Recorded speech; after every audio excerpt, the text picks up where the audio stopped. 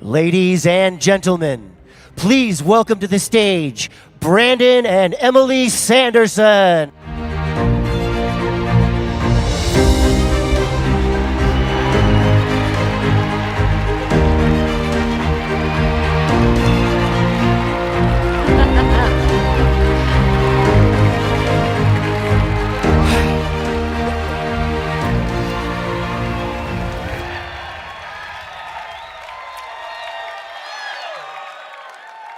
Hello, everybody. Welcome to my favorite part of the convention.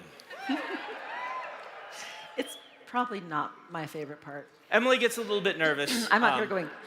But this is the announcements and release event, and we save up cool announcements sometimes for years. So we're really excited. You're going to have a good time. First, Emily's going to do. Yes, first I want to do some thank yous. It takes a lot of people to make a book, especially one of Brandon's books. And so I always read acknowledgments. I don't raise your hand if you read acknowledgments in books. Quite a lot of people readers do. have to. Yeah. But I always read acknowledgments in every book that I read because it's fascinating me to see who did the author need to thank and who did they put in there. And in most cases, if you're mentioned in the acknowledgments, you don't get to stand up and be applauded, but today they do. So we want to make sure to thank those who helped make Tailored Realities. And first of all, my Dragonsteel employees. I'm not going to say everybody's names. I did that once and almost died. But if you are one of our Dragonsteel employees, I'll just say the department. And if you're around, would you please stand and then stay standing until the end? A lot of them are probably out working, but if they're here, I want to have them stand up. So any one of our creative development department, if they're here, please stand.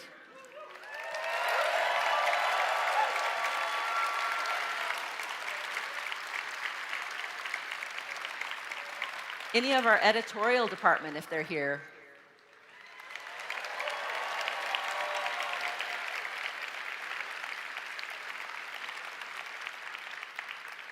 Our executive staff.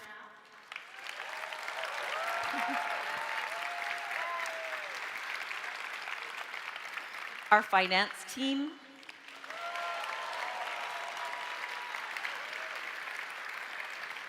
Our merchandise, events, and support team.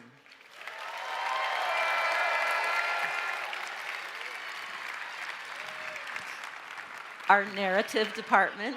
Which is one person. It's Dan.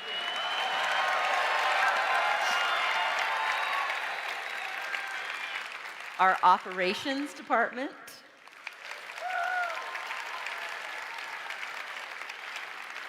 And our publicity and marketing. And just so you know, I named the departments in alphabetical order. So publicity and marketing can't say they're last because I don't like them. You guys can sit down now. Yes. We are very grateful. When it comes time to write the names of people into the books for acknowledgement, I remember the first time we had a bigger team, and you were like, well, should I put this person? What about this person? And we ended up just putting everyone in the company, because everyone at Dragonsteel helps with a book in some way, shape, or form. So we're very grateful to them. There's also a lot of people that help that are not Dragonsteel employees. I don't know if many of them are here, but if they are, I'd like to have them stand. We have artists.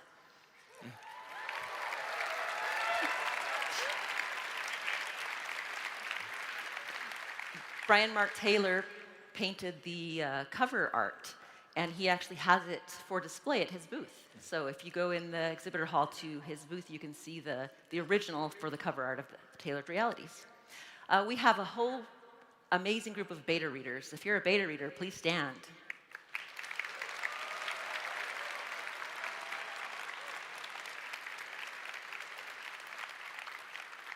And we also have gamma readers. So if you're a gamma reader, please stand.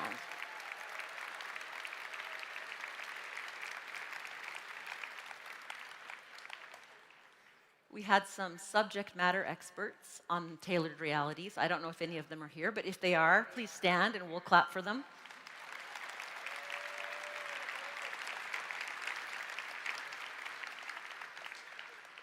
And I know we have a few representatives from Tor here. If they're in the room, can they please stand? We are, oh, there they are right over there. We're very grateful for them. We forgot to mention Galance. They're here. That's true, Galance is here. It's a UK publisher. We did the simultaneous Yeah. publication. Okay, Galance too, stand up.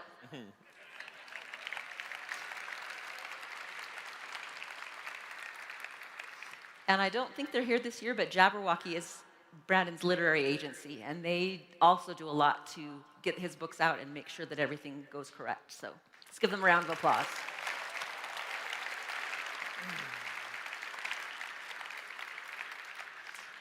So thank you for helping us make this book a reality. All right, so announcement number 1, Wheel of Time Leatherbound. Bring it out. Let's see it. Bring it out.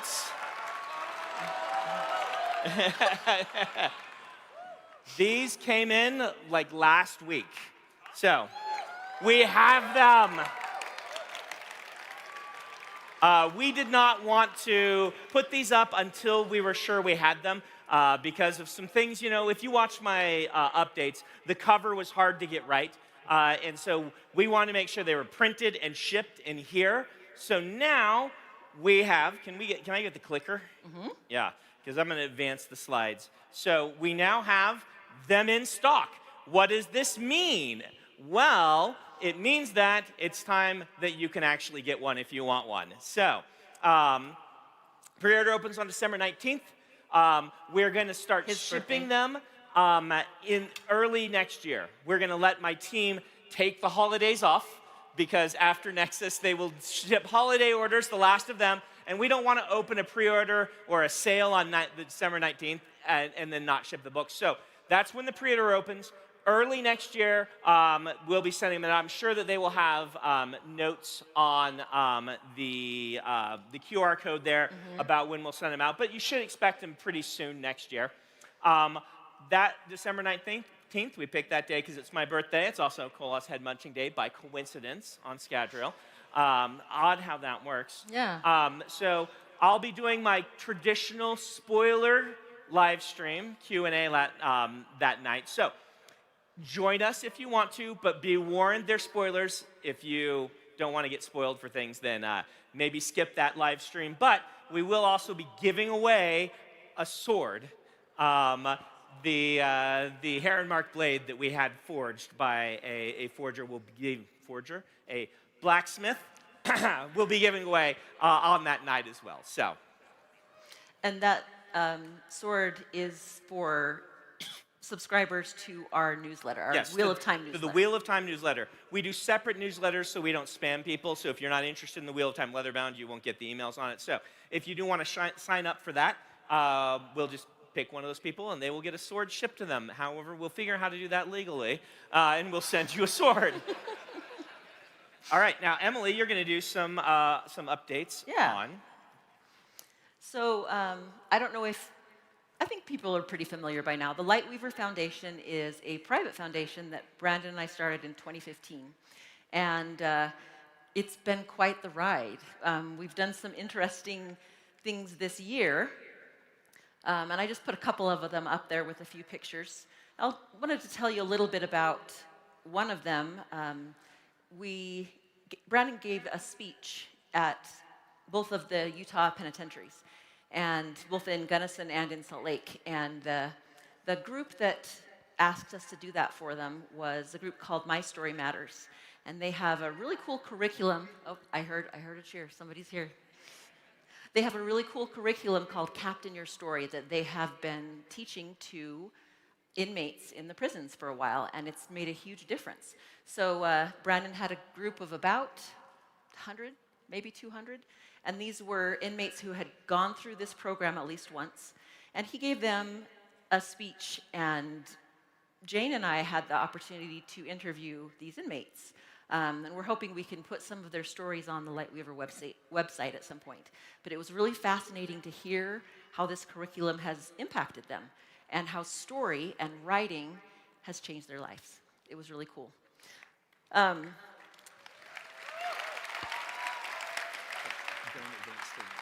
Okay.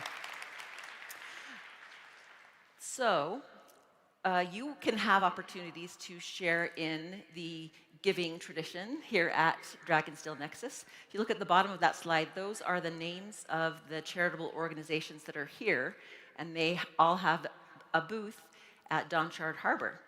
And we did this partly as a way of transparency. We want you guys to know when you donate to the Lightweaver, where is your money going and what is it doing? And so these are the organizations that we've been working with, and not the only ones, but the ones that we have given money to this year and worked on events with. And they're here so you can find out about their organization, you can donate directly to them, and know that when you donate to Lightweaver, this is where your money's going. Yep, we pay all administrative fees for Lightweaver, so any money given to us by you, none of that goes to any administration. Yeah.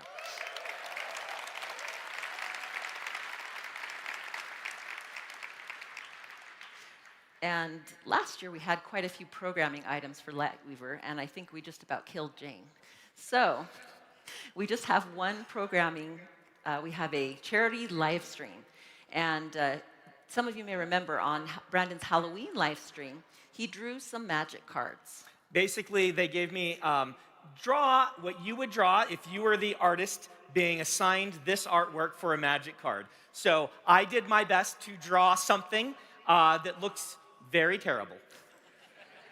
So on Saturday, we have some artists who have volunteered, and they're going to take Brandon's drawings and try and turn them into something not terrible.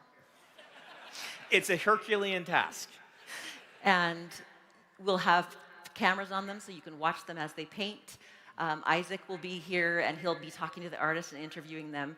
And then Jane and I will be able to interview our charitable partners, and so representatives from each of these charities will come up and we'll ask them about their stories.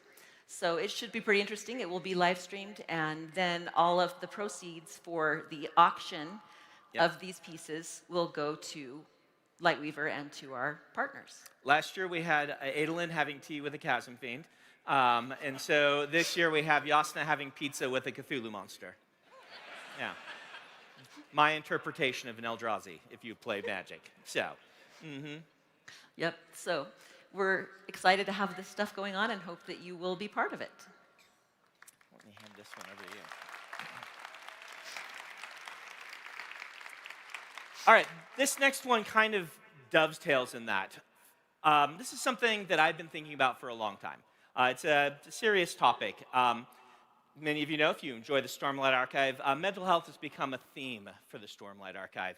This grew naturally out of the character stories that I wanted to tell. And I do have a lot of people come through my lines that'll tell me that the Stormlight Archive has helped them.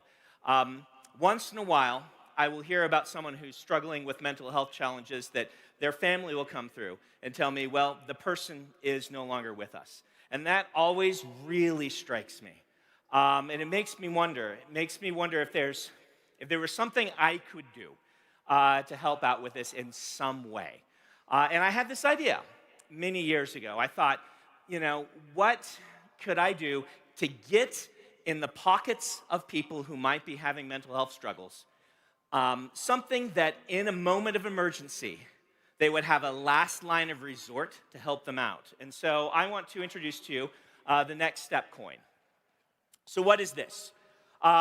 This is a coin that we are going to provide free of charge to anyone who thinks they might need a copy. On one side is the National Suicide Prevention Hotline.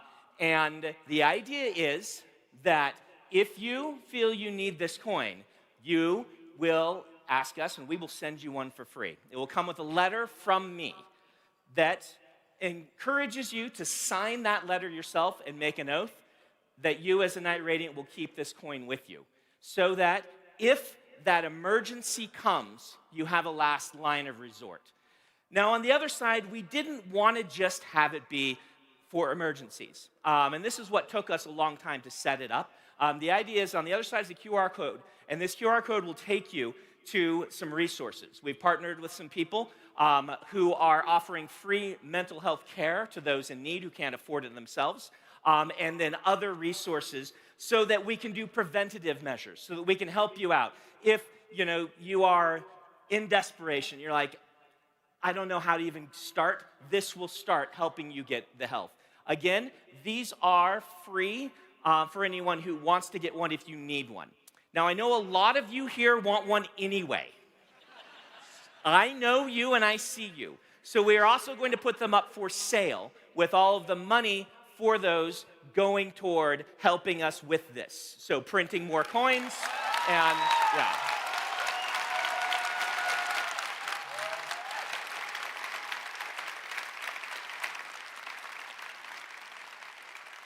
So the idea is that if you want to buy one, they're for sale in the Dragonsteel store. If you want one for free, and if you need one, I would like to send you one for free. Please go ahead and don't feel bad. I know a lot of people who are maybe needing one of these don't want to be a burden. And I worry that if we even offered them for sale, that people will be like, no, I shouldn't. Yes, it's for you. This is what I want to do with the money I have. Get one if you need one for free. Please.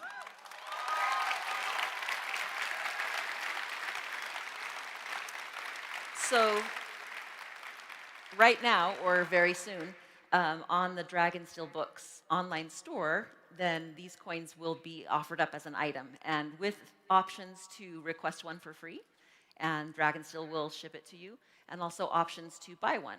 And you'll notice the price of the coin is more than what it costs us to make the coin. That's done purposefully because we're hoping that those of you who choose to buy the coin, we can use all the net proceeds and add them towards, like Brandon said, making more coins, and also to these other resources that we have found, so that we can direct people to ways to help them, not just through a crisis, but through hopefully a recovery and growing and changing. Now, if you know somebody that you think could use one of these coins, we would request that you get one yourself and give it to them. I would rather not have you sign someone up unbeknownst to them and just get one of these in the mail. That feels like the wrong way to approach this. So, right, if there's a loved one that you think would appreciate this, and I'm fully happy to send you one for free that then you can present to them with the letter and kind of explain what it is. I've been working on this, maybe I had the idea 7 years ago, and it was a long journey to figure it out. I want to say thank you to all those who have helped us make it come to pass. Scar did a ton of work on this. We have partnered with some people who are mental health professionals, including the person who wrote the guidelines, suggested guidelines for people who are depicting mental health in media, and had them look over my letter and the program to make sure that we're doing this the right way. Big thanks to them. Big thanks to Timely Care and to Nerd HQ, who are also partnering with us on this. Let me explain a little bit about how that works. Nerd HQ is actually here with us at the convention. They have a booth in Donchard Harbor. They have been doing lots of different campaigns for mental health. And they found Timely Care, which is a business that provides free video therapy for college students whose universities pay for the service. And Nerd HQ has made a deal with Timely Care that Nerd HQ will give Timely Care money, and people who are not students of a university who participates can access that care. They have video therapy, which therapy is really expensive, so you know. They have also a community and all kinds of other resources. And so we are partnering with them to hopefully provide some therapy for people who could use it. But we're also going to put other resources on that page that we find that are useful and that we think can be helpful for all of you. So that is the Next Step coin. Share it wide. Let people know that if they need one, we hope to be able to send them one.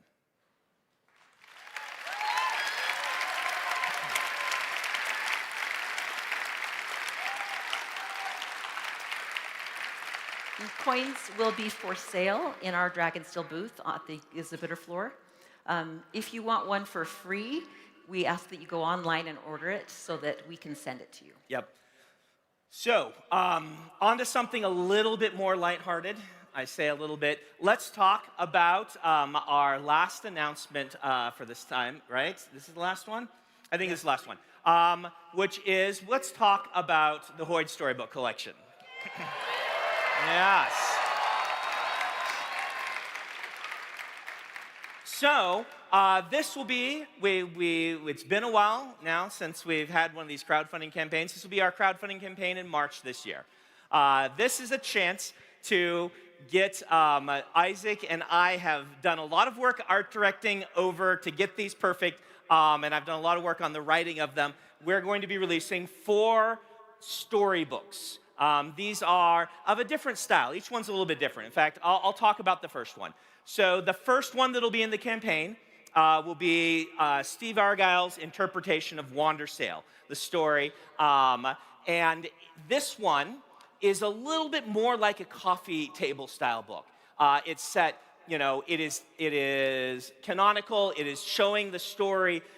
It is kind of showing everything that happens, and it is set on Roshar. This is not really intended to be a picture book for children to read. This one in specific, right? They're going to be confused by this one. It is the story of Wandersail, painted wonderfully by Steve Argyle. Oh yeah, you can clap for Steve. He's amazing. But we wanted to have all different styles of books, so we also have The Chasm Friends. And you may remember this as one of the stories in Story Deck from last year's Nexus. Mm-hmm. It has amazing illustrations by Dragonsteel's very own Anna Early.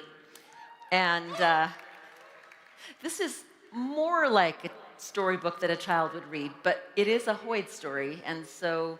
Yeah, I mean, you can see it. People might say, hey, we've got the little double of the 2 other stories that were in the story deck you can get. Where's the third one? Well, we got Anna to paint all the paintings because there was only a couple of them that had been painted for that. Mm-hmm. Finish the whole thing and actually have the storybook version of the Chasm Friends finding a new pet.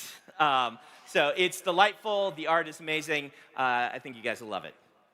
The next one is The Girl Who Looked Up.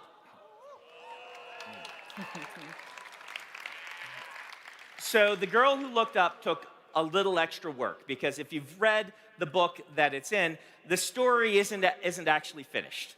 And it gets finished a couple of different ways, and neither of them, they're subject to interpretation. So I sat down with The Girl Who Looked Up, and I actually wrote the actual story, the complete version of The Girl Who Looked Up. And this one is kind of in between, meaning this one, it's set... it's a Hoyd story. There are nods to it set being in Roshar. There's things about it that you'll look at and say, oh, Roshar. It's meant to be a little more artsy, a little more whimsical, and that sort of thing. I'm loving how this one's turning out. And this one is done by Alexis and Justin Hernandez. They've done a fantastic job. I think you guys will love this one as well.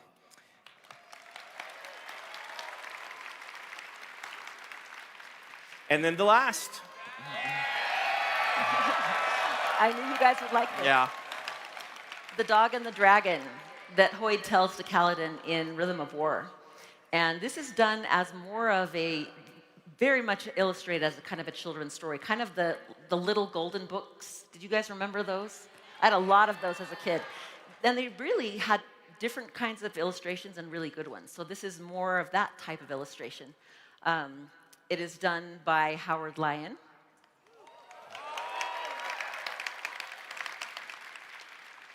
And we think that you're really going to enjoy all of these books. So, yes, there's one other thing. So, for a number of years now, we've had a Cosmere novel every year. And people started to ask me, Brandon, well, 2026, where's the Cosmere novel? We've got one.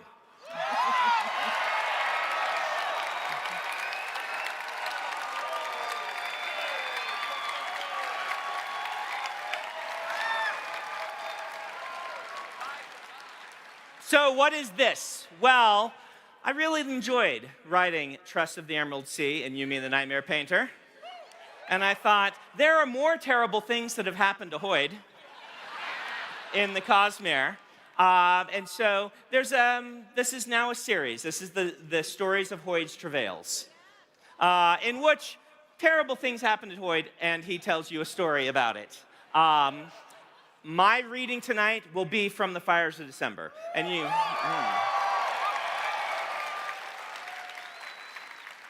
And you might be wondering, December, that doesn't fit in the Cosmere. It'll make sense once I do the reading. We will be sending out the text of the reading if you can't make it tonight in the newsletter, the regular newsletter on Monday. We'll also post this on my channel and maybe a nicer reading depending on how things play out. I want to warn you, I have to read a big chunk for this book to make sense. So this is going to be an extra long reading tonight. It's a Hoyd story. It reads really well out loud, and so I'm going to read that to you. It's going to be like 45 minutes to an hour, all right? Yeah. So you'll understand once you hear it why I needed to finish a certain chunk before I let you go. So this is in our secret projects line. That means we're adding it to the Kickstarter that is happening in March. This will be our Nexus book next year. Tor is going to publish it, and Glance is going to publish it for the Christmas season next year, for those who don't go through the crowdfunding campaign. So pick up the deluxe edition we'll be doing, or you can pick up the trade edition, and it'll be available by Nexus next year. It's really good, guys. So, and this, the art for this one, our edition, is done by the amazing Tron Wen. She did the cover of the trade edition of Yumi and the Nightmare Painter. Fantastic illustrator. She's been doing some really cool stuff with us for that. So, that's our big, exciting announcement. You'll hear more about it in a minute. We're going to excuse Emily, because now we're going to go into the Reese party part. Thank you, Emily. Everyone clap for Emily.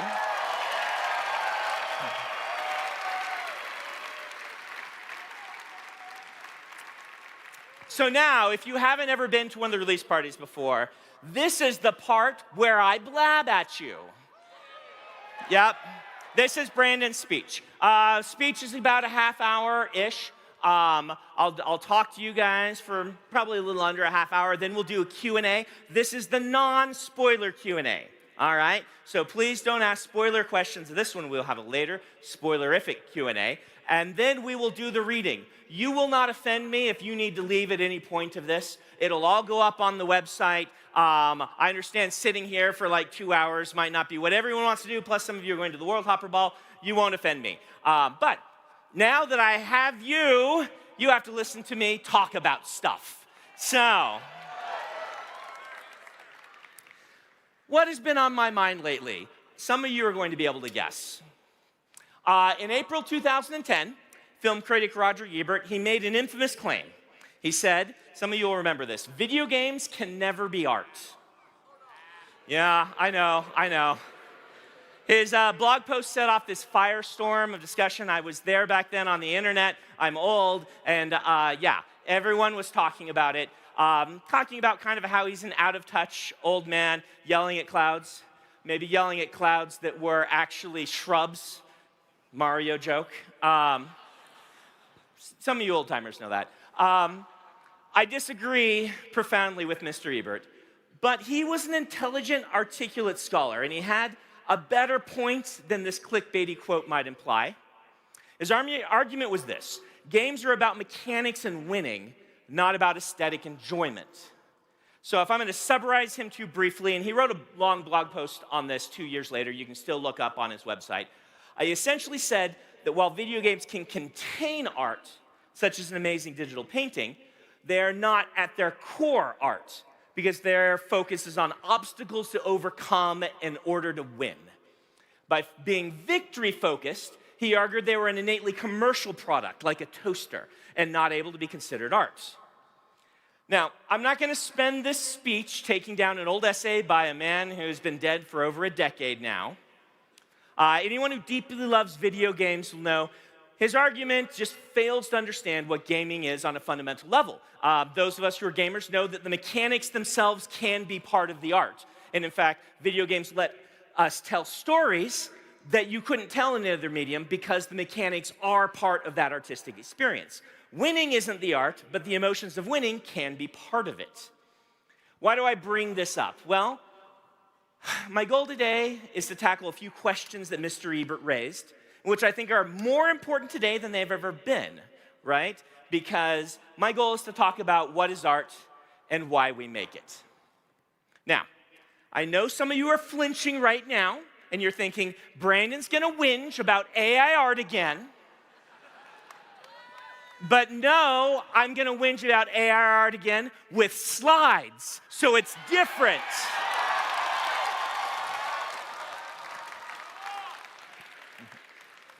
All right, in a more relevant way, I wanna dig into my own feelings on this topic from a philosophical standpoint, right?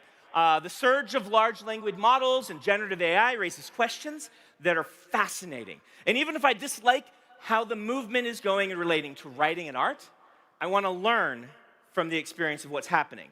We're being forced to ask ourselves about art in a way we never have before. Now, some do say we're in an AI bubble, perhaps a collapse is coming, but even if it does come, I think what has happened so far is enough to force us to confront these questions of what is art, why do we make it? Now, I explore my ideas through writing, and so I ask you to join me for these next 20 minutes or so as I explore this idea. And in so doing, help me figure out why I, Brandon Sanderson, rebel so strongly against the idea of AI art. And it was in writing this essay that I kind of figured it out.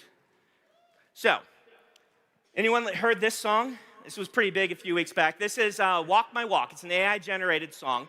It was the #1 song on Billboard's Digital Country Songs list a couple of weeks ago.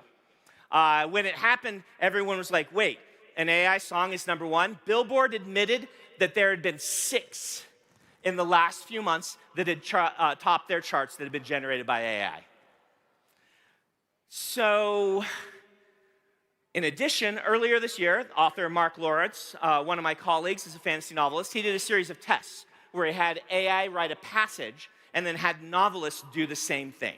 Pretty short passages, but the test included our friend Robin Hobb, friend of the convention and fantastic writer, among others, including Mark Lawrence himself.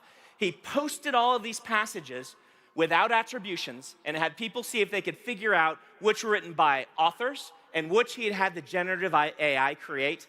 And the results, which you can find on his blog, indicate that the audience couldn't tell the difference.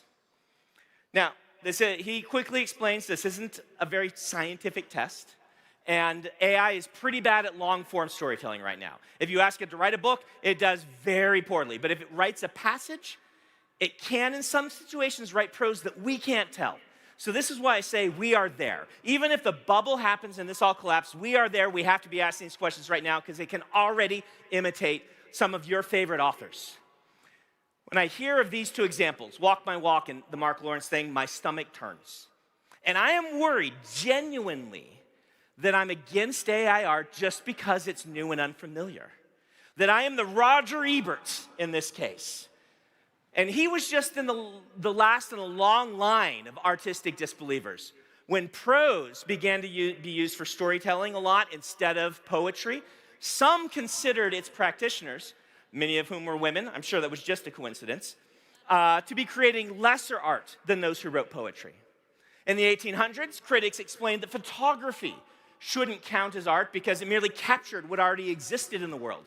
And in the early 1900s, some high-profile critics argued that film shouldn't be considered art because of how base a form of entertainment it was. And that's an argument I'm pretty sure that Mr. Ebert would have disagreed with vehemently. It stands to reason if all these critics were wrong, just as Mr. Ebert was wrong about video games, then maybe I'm wrong about AI. Isn't it just another form of expression? Some people certainly think so. What is art? Why do we make it? And why do I rebel against the use of it? Let me examine a few common objections. I want to start there, right? Do I dislike AI because of the economic and environmental impacts? Well, they do concern me, but if I'm answering honestly, I would still have a problem with it even if AI were not so resource hungry, right? Do I like it because dislike it because the model's been trained on the works of artists in ways I consider unethical? Well, I don't like that, but even if it were trained using no copyrighted work, I'd still be concerned, right? I think we all would be. They're valid objections, but they don't get to the soul of it for me. Maybe I just hate the idea of a machine replacing a person. For a while, I've imagined that if we needed a heroic symbol of resistance against AI art, we actually have the perfect choice in American folklore. It's John Henry. Do you guys know the story of John Henry? John Henry's an American folk hero, right? He's a steel driver.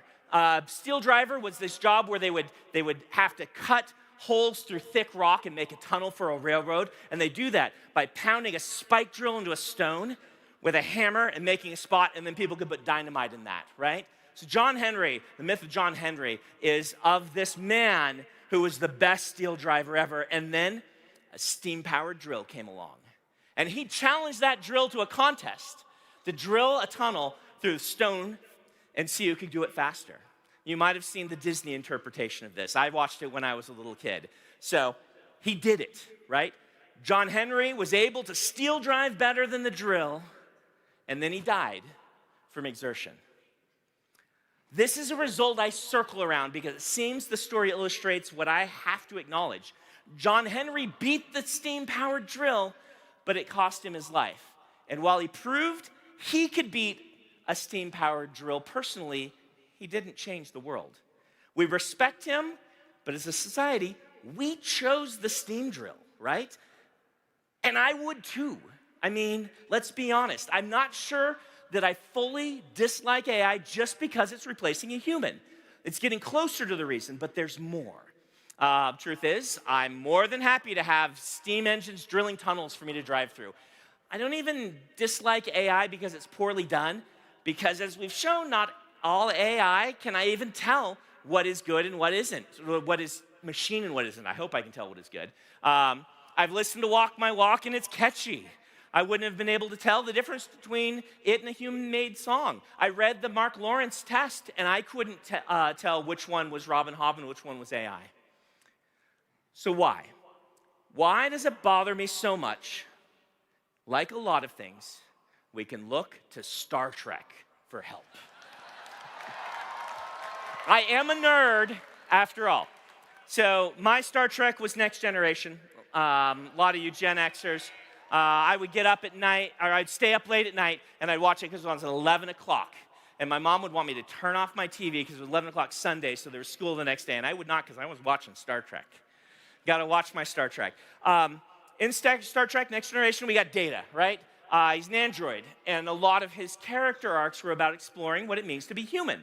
One of the recurring themes in the show was his attempts to create art, painting, poetry, music, become a comedian, take my wharf, please, classic line. I rooted for Data, a synthetic being without emotions, trying so hard to understand the human experience, and I still do. I have no problem with Data creating art. If he were real, I'd applaud him. Why do I empathize with Data, yet not the AI large language models? This question, this starts to get to the core of the issue for me. One of my favorite essays comes from the preface to The Picture of Dorian Gray. In it, Oscar Wilde, with characteristic wit, argues about a great number of things. I recommend it. It's only a page long. The book is fantastic too, but I've always preferred the prologue to almost anything else he's written.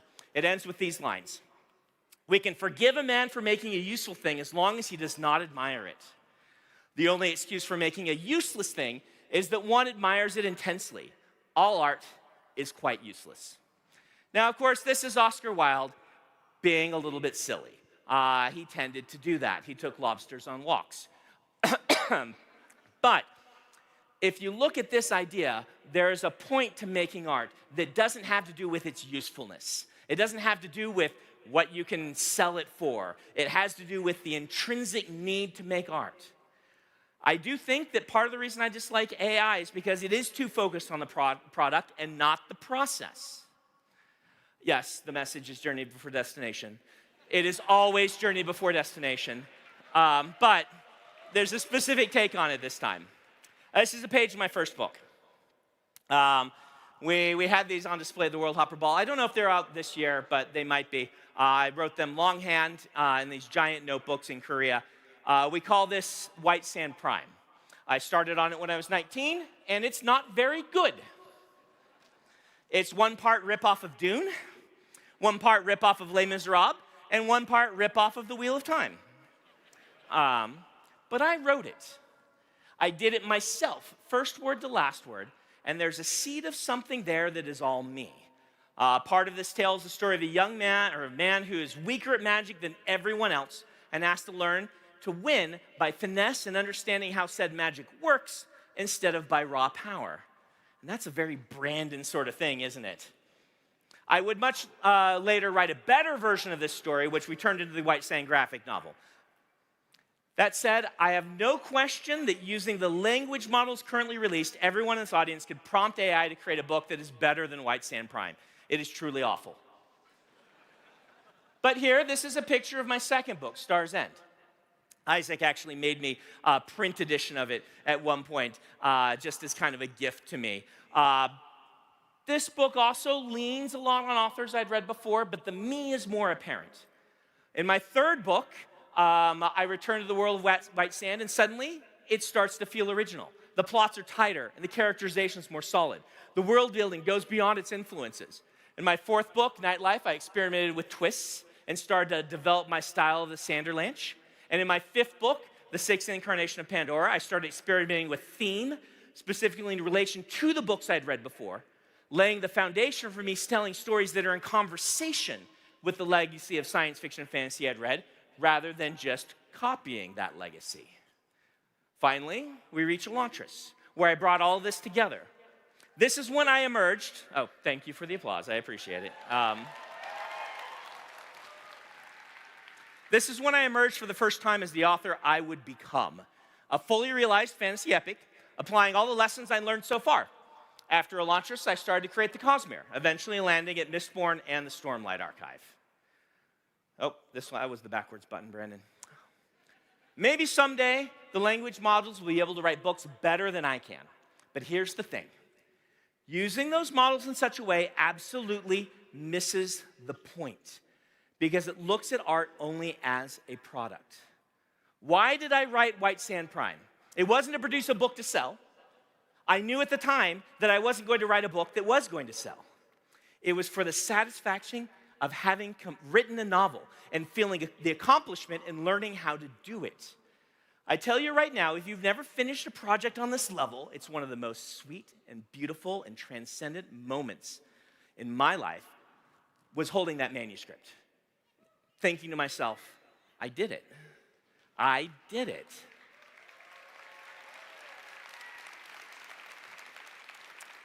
This is the difference between Data and a large language model, at least the ones operating right now. Data created art because he wanted to grow. He wanted to become something. He wanted to understand. Art is the means by which we become what we want to be. The purpose of writing all those books in my earlier years wasn't to produce something I could sell. It was to turn me into someone who could create great art. It took an amateur and it made him a professional. I think this is why I rebel against the AI art products so much, because they steal the opportunity for growth from us. When prose came along, people didn't stop writing poetry. Photography didn't kill painting, and film didn't kill the stage play. Video might have killed the radio star. Video games didn't kill film, but how many steel driving men do you see these days? John Henry died and was replaced by a machine that could do his job, but he proved something important about the human spirit. Oh, there. Where will we go when there is no room for humans in art? You might say, well, if the AI gets good enough and the product is the same, what's the difference? The difference is that the books aren't the product. They aren't the art, not completely. And this is the point. The most important thing to understand is that the process of creating art makes art of you. My friends, let me repeat that. The book, the painting, the film script is not the only art. It's important, but in a way, it's a receipt. It's a diploma. The book you write, the painting you create, the music you compose is important and artistic, but it's also a mark of proof that you have done the work to learn, because in the end of it all, you are the art.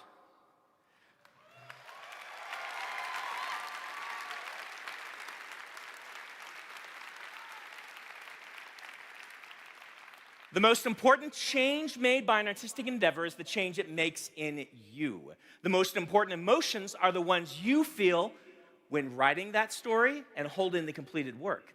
I don't care if the AI can create something that is better than what we can create, because it cannot be changed by that creation. Writing a prompt for an LLM, even refining what it spits out, will not make an artist of you, because if you haven't done the hard part, if you haven't watched a book spiral completely out of control, if you haven't written something you thought was wonderful and then had readers get completely lost because your narrative chops aren't strong enough, if you haven't beat your head against the wall of dead ends on a story day after day until you break it down and find the unexpected path, you're not going to have the skill to refine that prompt. The machine will have done the hard part for you, and it doesn't care. It could be writing a shopping list or a story about the death of a family member. It cannot be changed.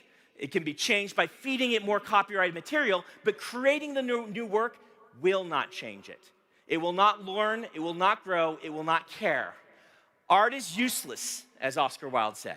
Therefore, we have the power here and not the machine, for it was created to try to make something useful, but it cannot admire what it made.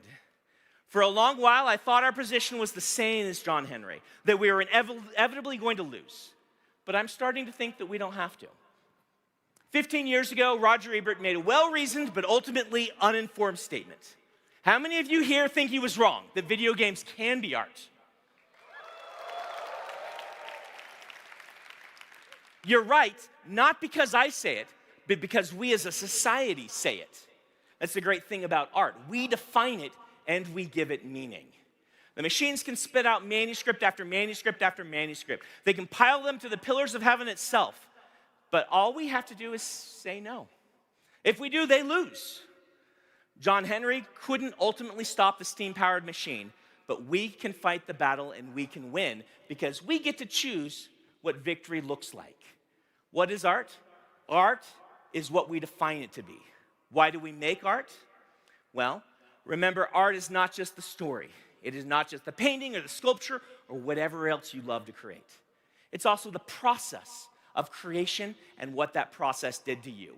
We make art because we can't help it. It's part of us. We understand what it is. We are drawn to it because we are of the same substance. We are the arts. Thank you.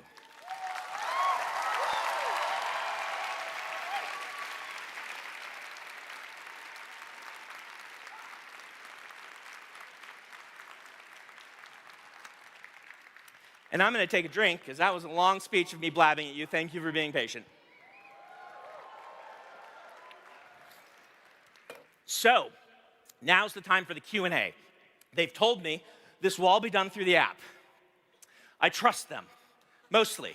I don't know how I'm going to get the questions. Maybe they will pop up on my screen. Theoretically, they will pop up on my screen. Or maybe you'll get called. I'm not sure how this is working. They just said it will work. Hey, there we are. So if your name is on this list, you submitted a question to us via the app already, and you can come up. You don't have to line up in that exact order. You can just come up to the microphone, and if your name's on the list, you can ask a question. Now remember, no spoilers this time. If you've got like a general interest question that mostly isn't going to be a spoil answer, but it might involve a little bit of a spoil in it, try to circumlocute, is what I always say. Talk around the spoiler of it. So, do we have these wonderful folks here? Are you panicking because your name came up? We have a large room. I hope some of you, they might be in other rooms. I hope not. We're going to try, by the way, I can't give you any promises, but we think there might be a way to next year have everybody in the same room so we don't have to have overflow. So, we'll see. Hey, it's Boomslug. Yeah. All right, what's your question? All right, my question is, so the Colin family is very spread out, like it's definitely fleshed out. So I was wondering if there was any non-plot related stories about the Colins. Yeah, there's plenty. I always do a lot of background. I mean, I'm a world builder and things like that. You have to be careful not to put too much in. Otherwise, your story becomes about a story that happened before. And so I stay away from that. I've gotten a lot of it in. I haven't gotten everything. You will see more in future books, but only tidbits here and there. Thank you. Thank you. All right. Yeah, and Mom made that costume, so she's very happy about that. It's an excellent costume. Yeah. So my question, I love White Sands. I love Taldane. I love everything about that. And I know that there's not that much information that we have on Darkside. Is there a way that the two types of investigator complement each other in there? Yes, when we've done our world building. So Isaac really fleshed out the magic from Darkside because, you know, White Sand, I wrote during an era where I didn't know where the Cosmere was going. Right, the first day I really understood the Cosmere was when I was writing Mistborn and things like that. Everything before was kind of prelude. So when Isaac was working on the graphic novel of White Sand, he's like, we really need to flesh out this magic system for Darkside. So we had several long meetings, and he designed something, and we know how it dovetails together with the magic on Dayside. So. Thank you. Someday he might write a book sequel to White Sand. We'll see. I told Isaac that one's his if he wants to write it. So. Thank you. Mm-hmm. All right. Hi. My question is, what Cosmere magic system would you say would work best with the concept of having a magic staff that in some way enhances your magic prowess? What Cosmere magic system would be best for having like a magic staff? Yeah, I like right. Gandalf. Like a wizard staff, right? Like wizard yeah. staff. There are several, but you haven't really seen them yet.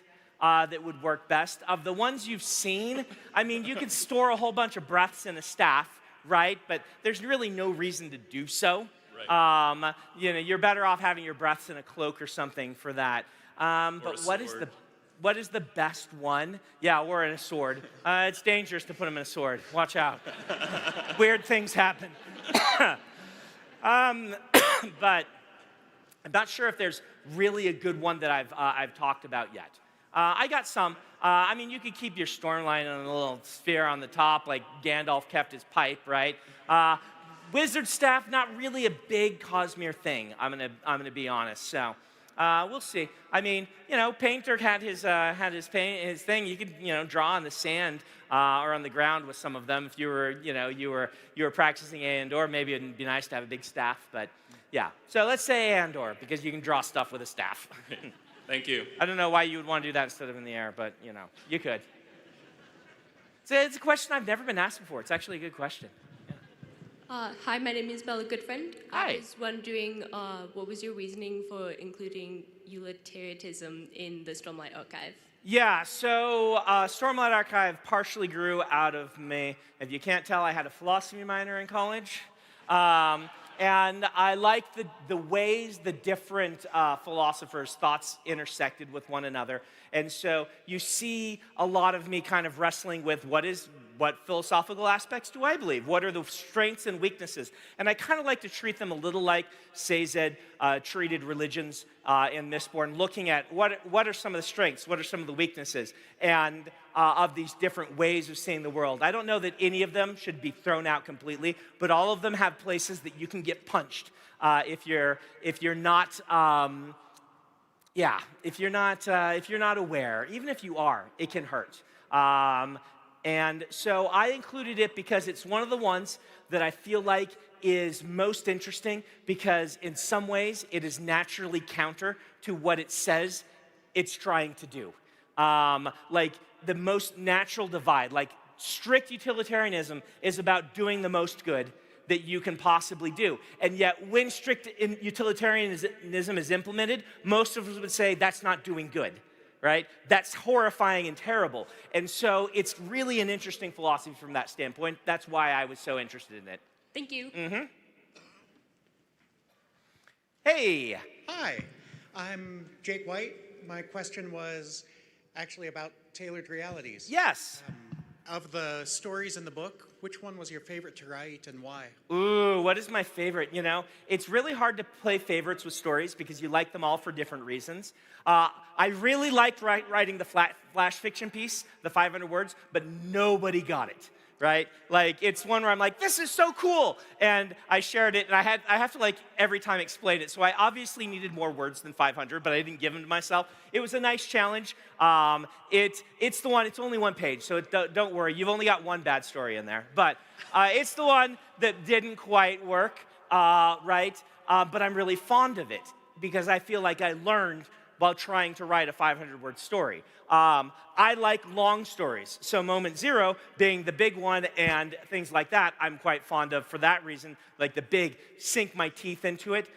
Snapshot has had the most Hollywood attention of any of my short fiction. And people really like Snapshot, and it's very weird for me because it's like a serial killer thriller. And it's funny because for a while, Snapshot was the one that looked like it was closest to getting made, and it was going to be like a gory R-rated film.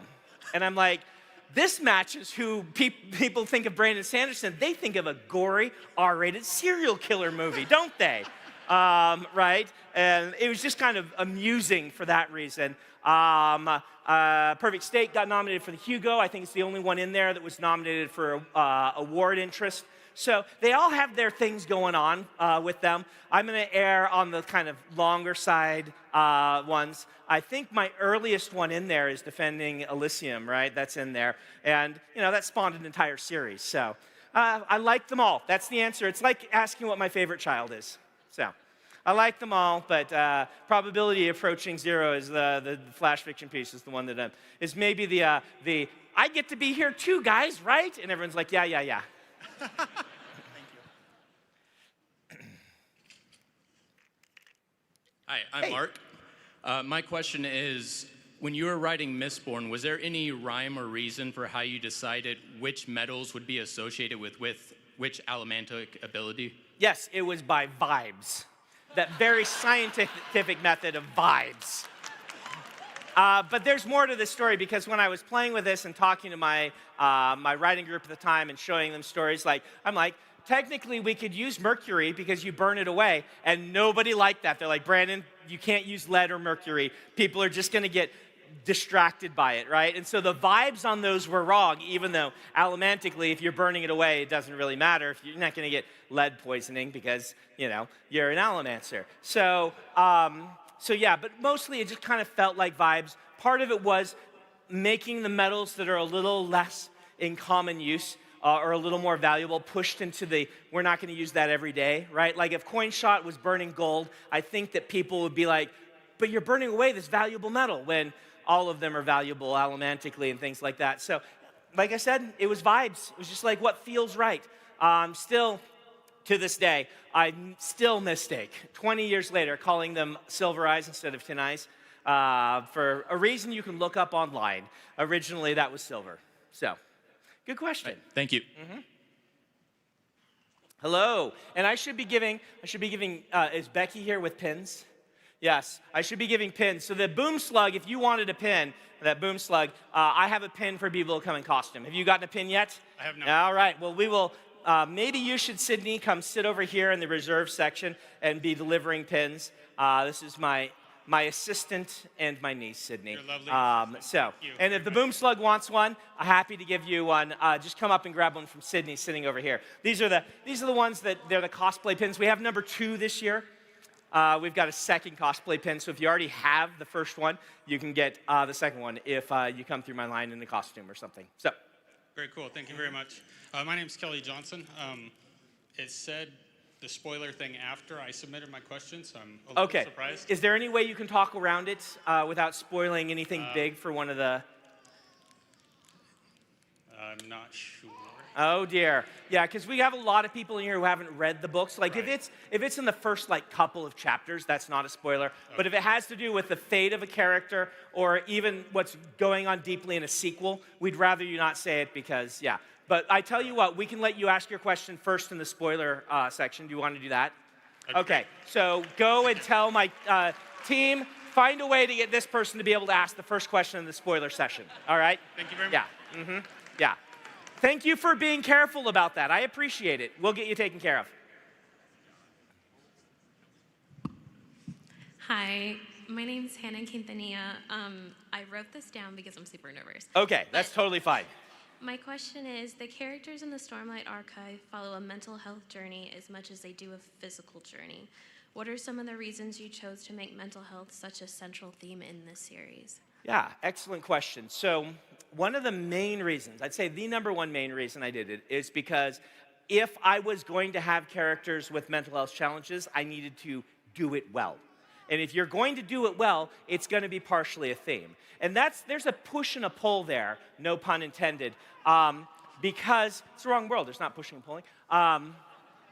Because one of the reasons I decided to write about Kaladin was I have a number of friends and family members who struggle with depression. And I realized the books that they read about people with depression can only be about depression. Not really, but you read so many, it's like, that is the issue. It's all about the depression, where I'm like, that's not how our lives are, right? Our mental health challenges, our health challenges are just part of our everyday lives. We live with them, we deal with them, and those aren't our stories, they're just a little aspect of our story. And I said, well, I want to have this character in Kaladin, and I had written Shallan earlier, and so it was Shallan also. She got, different versions of her. I'm like, I'm gonna have Shallan in Kaladin. I'm gonna deal with dissociative identity disorder and depression. I'm gonna do them realistically. I wanna do them as honestly and as authentically as I can, and I wanna do it responsibly. But I also don't want the story to only be about that. I want the story to be about something else and just normal people dealing with these sorts of things while the world is ending, right? Like, what do you do while the world is ending and you have to deal with all these things? And so that push and pull is, it has to be a pillar of the storytelling because I have to do it responsibly. But at the same time, I don't want the story to only be about that. I want the story to be about how the story changes these characters, and this part of them is certainly part of it. And it's just more along the idea of doing it responsibly. And, my goal here in writing is a lot of the reason I write is to explore the world, to explore what it is to be people different from myself, and to explore myself through storytelling. And if I'm going to do that, I want to do it well, and I want to do it realistically. So, thank you for that question. Thank you so much. All right, yeah, hi. Hello, I'm Marlia, and my question is, what is something you're really excited about that you haven't been able to fit into your plans yet? Oh, something I'm really excited about that I haven't been able to fit in my plans. Do you know how many books? I know this is a hard question. There are so many books that I want to write that I haven't been able to write. And at various points I get excited by them and things like that. And then when it comes to sit down to actually write a book, sometimes another book shoulders in and muscles into the front of the line and gets written, because that's how art works sometimes. There are a number of them that I really do want to write. Like I read from Kingmaker at one point at one of these things, which is a Cosmere story, another Hoid story that I couldn't quite make work. I still want to write that one. It's set on First of the Sun, right? And I'm really excited by that. Will I be able to write it? I'd say the one that I most have gotten closest to the most number of times would be Silence Divine, which is set on Ashen. Gotten so close, and I just have never felt right when it was time to sit down and write it. So it's really hard to say what I'm most excited about, and I'm not allowed to get too excited by things when I'm writing something else, right? I don't want to like squirrel, and then suddenly no one gets a book. You only have the first chapters of 30 books. So. Yeah, thank you so much. My pleasure. So we got about 15 minutes left of Q&A, and then we'll be doing the reading. Hello again. Hello. Yes. My name is Hannah, and I've got important question. Okay. So in the world when a short content gets more popularity, are we gonna get more of a short novels, and are you gonna experiment with a genre? Yeah, when I go in kind of surges with short content, like you saw a bunch of novellas in the early 20-teens and the late 20-teens, and then I stopped doing them quite as much as I got more excited by the Secret Project length books, which are novel length rather than short length. I can see it swinging the other way for me. You just get kind of waves of artistic intent, and you're like, I want to try this, I want to do this. Obviously, lately, I've been very excited by writing in Hoid's voice. I really enjoy it, and so suddenly there's another Hoid book, but there's no telling when I might get excited by doing some other short piece. And I do have the second novella about Shay I want to write someday, right? And so maybe we will get to that next time novellas become a thing that I feel like writing. Thank you so much. Uh-huh. Am I ever going to write more flash fiction? I don't know. We'll see. We'll see. 500 words is not very many words. Hi, Brandon. Hey. I'm Gabrielle. So Kelsier is in Fortnite. The skin has not been in the shop for quite some time. I was not able to purchase it when it was available. Yeah. Do you have any sway over Do I have any sway over again? So my good friend Donald, who was the director of Fortnite, he actually left Epic a couple of years ago. I see. Yeah, and we put Kelsier in Fortnite because he was my buddy, and we were, it's literally, we're just sitting at dinner, we're like, hey, let's put Kelsier in Fortnite. He's like, yeah, that's cool, right? He actually said it first, I didn't. He's like, yeah, let's put Kelsier in Fortnite. I'm like, okay. And so, you know, they have those rights. I mean, I know some of the people over there, they're super cool and nice. I could try to poke them. Yeah, maybe, yeah. We want more Kelsier in Fortnite. All right, yeah. Because, yeah, we just did it. Honestly, we just did it for the heck of it. But we thought it'd be so funny because, you know, that was back earlier, and it was a while ago, and Fortnite had not been memed quite to death as it has been now. And so we thought it was really funny. But, all right, I will poke them. I'll actually poke Donald and be like, hey, Donald, can you poke the people? They want Kelsier back. I appreciate it. Thank you. All right. I think they have the rights to do Vin also. I think that we gave them both That of would the be rights. sweet. Yeah, I think that they have. I don't know how long they last. I'll have to go look at the contract and stuff, but I think they have the right to do Vin too. You know, it was my friend's game. Stick my characters in my friend's game. Yeah. Thank you. Mm-hmm. Hi, my name's Andrew. Hey. Are there any innocuous scenes, in quotes, like meals that you tend to pour a lot of meaning into? Innocuous scenes that I pour a lot of meaning into, yes, there are, but they're generally kind of like scenes about the nature of the Cosmere, in my case, that are innocuous at first and then have lots of import and impact later on. That's what I tend to do.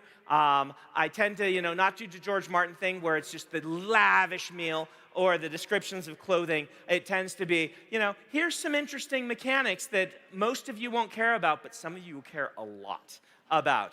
And so that's what I tend to spend my time on. I mean, I am me, right? So. Thank you. Yeah. I was just rereading some of like Hoyd's first appearances, and I'm like, man, I was so subtle with those. Yeah, anyway. Hi, Brandon. Good to see you. I'm Philip. I was wondering, and I know you're already working on Ghost Bloods and all that, so maybe you're not really thinking about this. I believe I heard a long time ago that maybe you thought about Era 4 maybe being cyberpunk before you get to Space Age. Maybe if you don't do that, maybe that could be your flash fiction piece. Just flash fiction? You know, do you think you could at least try something if you can't fit a book in? Let's get Ghost Bloods done. I mean, cyberpunk makes a lot of sense. And what really happened is that you can blame a fan for this. I was talking about, they're like, well, you know, if you did write a trilogy of cyberpunk, that brings the whole Mistborn series to 16, right? Because, right, if you do the math, there would only be 15, but we did 4 Wax and Wayne novels. And so suddenly, you can get, with 5 eras of 3 plus an extra Wax and Wayne novel, you get to 16 novels. And I'm like, oh, man, that's a very Brandon thing to do. But I want to make sure that Era 3 is as good as it can be. We'll worry about the future later. Thank you. Just 500 words? 500 words? Yeah. Yeah, just flash fiction. I'm so good at it. Hey. I want to preface this by saying Thomas and Camille, I love you guys so much, and I can't wait until you get to join us here.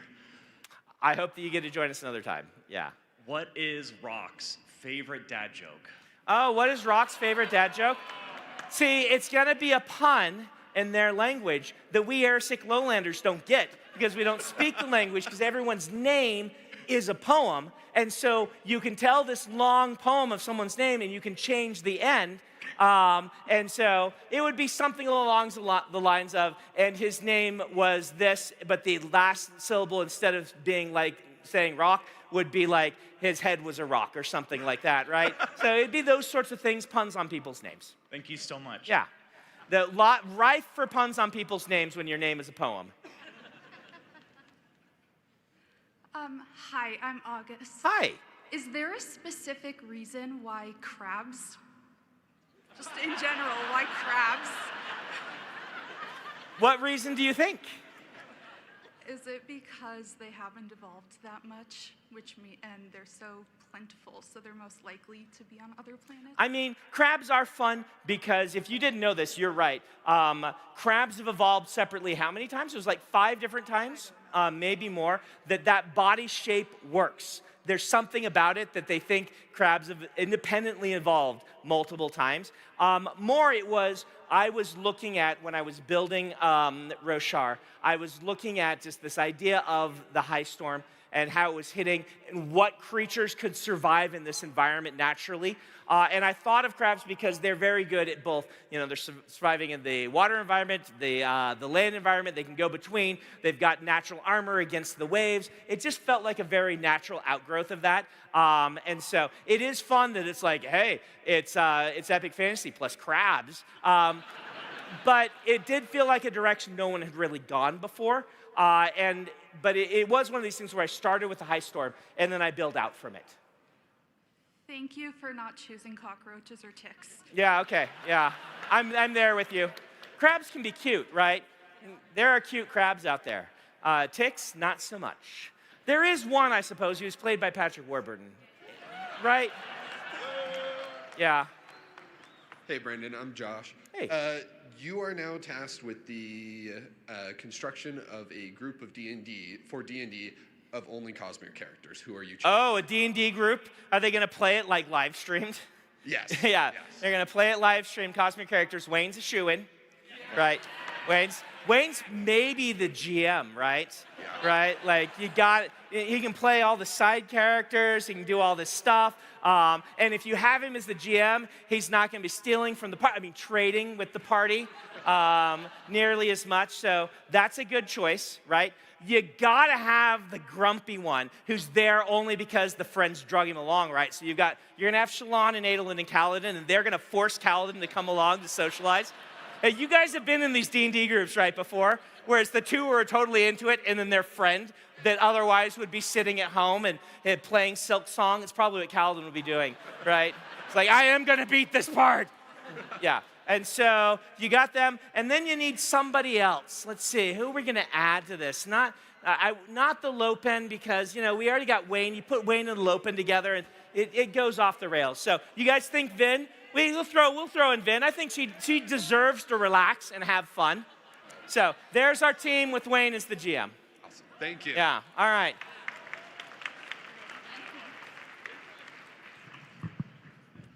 Hi. Hi. So the trivia mentioned that the Kremling blood is purple. Yes. I was wondering why that is.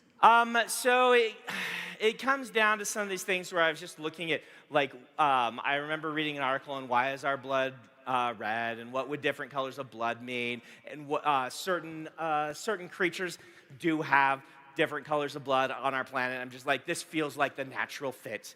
There's nothing really more to it than that, than just looking at the science and being like, well, this is what the natural fit is for me. Okay. Yeah.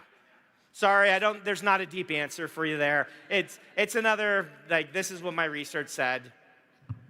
Hi, Brandon. Hey. If you could go back in time. Oh, dear. And rewrite or change something significant about one of your characters, who would it be? So number one, I don't go back in time. That never turns out well. Right? You've seen the movies. It doesn't go well. But what would I do? I don't know that I would, right? Like, you need to let the art be the art, right? There's too much of a temptation. Like, you go down that road, and you're rewriting every book, right? And you're infinitely rewriting it. And sometimes you just have to let the art be the art, warts and all. You know what I mean? Like, I went down that path at the end of Words of Radiance just to try it out, and I'm like, nah, it's just not the right way to go. It's fine for some, right? And I'm, like I've said many times before, I'm glad that Grandpa Tolkien revised the Hobbit, even though he, if you've read Lord of the Rings, he put in a retcon for the Hobbit if you read the version that wasn't revised, but then he went and revised the Hobbit after he knew more about the ring. I'm glad he did that, so I can't be wholeheartedly against it, right? I'd rather have the Hobbit that is more in line with the Lord of the Rings, because, For a few years, there was one that was out of line with Lord of the Rings, and then for the rest of eternity, we've got one where it fits. That's better. But I don't know that I would do it. Not right now. Maybe I'll change my mind, but right now, I don't think I would change anything. Even though there are things that I don't like. Does that make sense? Yeah. Thanks. Mm-hmm. Hey, how you doing? Good. If you were going to take a page out of Stan Lee's book and make a cameo appearance in a big screen adaptation of your books, who would you be for Mistborn? Okay, here's the thing. I've thought about this. Oh, okay. Of course I have. I've thought about this. I think it would be funny if I was constantly being killed in the movies as recompense. So I'm like some weird world hopper that's immortal, and I just have the worst luck. And I'm always in when like a building is falling down, or when people are getting massacred in a battle, and I'm just there like, yeah. So I get to be like the Kenny of the Cosmere, where every movie you watch to see when is Brandon gonna die. Something like that might be fun. The Wilhelm scream in every one of your... Yeah. Oh, and I get a Wilhelm scream each time? That would be awesome. Yeah. Thank you. Good suggestion. Yeah. All right, we got 2 minutes left, so maybe we'll do this question, and then that will be it. That way no one else has to walk up here. So, last question. Hi, my name's McKenna, and first off, I wanted to show off my Santa Spren outfit from... Did you intentionally say I'm going as a Santa Spren? I did, yeah. Okay, you can have a pin. It was from the Q&A from a while ago. Okay, yeah, I do remember that. Okay, Santa Spren, you are pinned. Thank you. And then my question was, we know that you've said before that in the second arc of Stormlight that you are going to give us a little bit more about some of the other orders. Yes. Do you have specifics on which ones of those we'll see a little more of? You're definitely going to see the Dustbringers a decent amount. They're one of the ones that I've just kind of stayed away from on purpose. So you're going to get some decent amount of Dustbringer. But everybody that we haven't done a lot on, I want to dig into some more. That's the one that's on the forefront of my mind, is making the Dustbringers work and interesting for people. So yeah, but let's lay that for now. Okay, thank you. Yep. All right. So they're going to bring me a chair, theoretically. And this is your chance to sneak away, because I am going to read for 45 minutes now to a brand new Cosmere novel.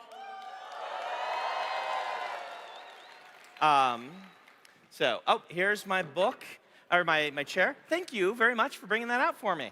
All right. So... like I said, we will get this out in text form, probably in the newsletter. I think they said they're going to send it out on Monday.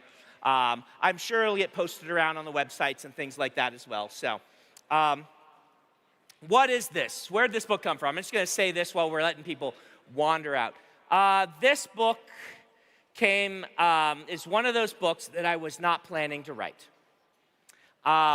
It is one of these books where I was working on the outlines. I actually wrote this end of last year. So I was working on the outlines for Ghostbloods. I was getting primed for writing Ghostbloods.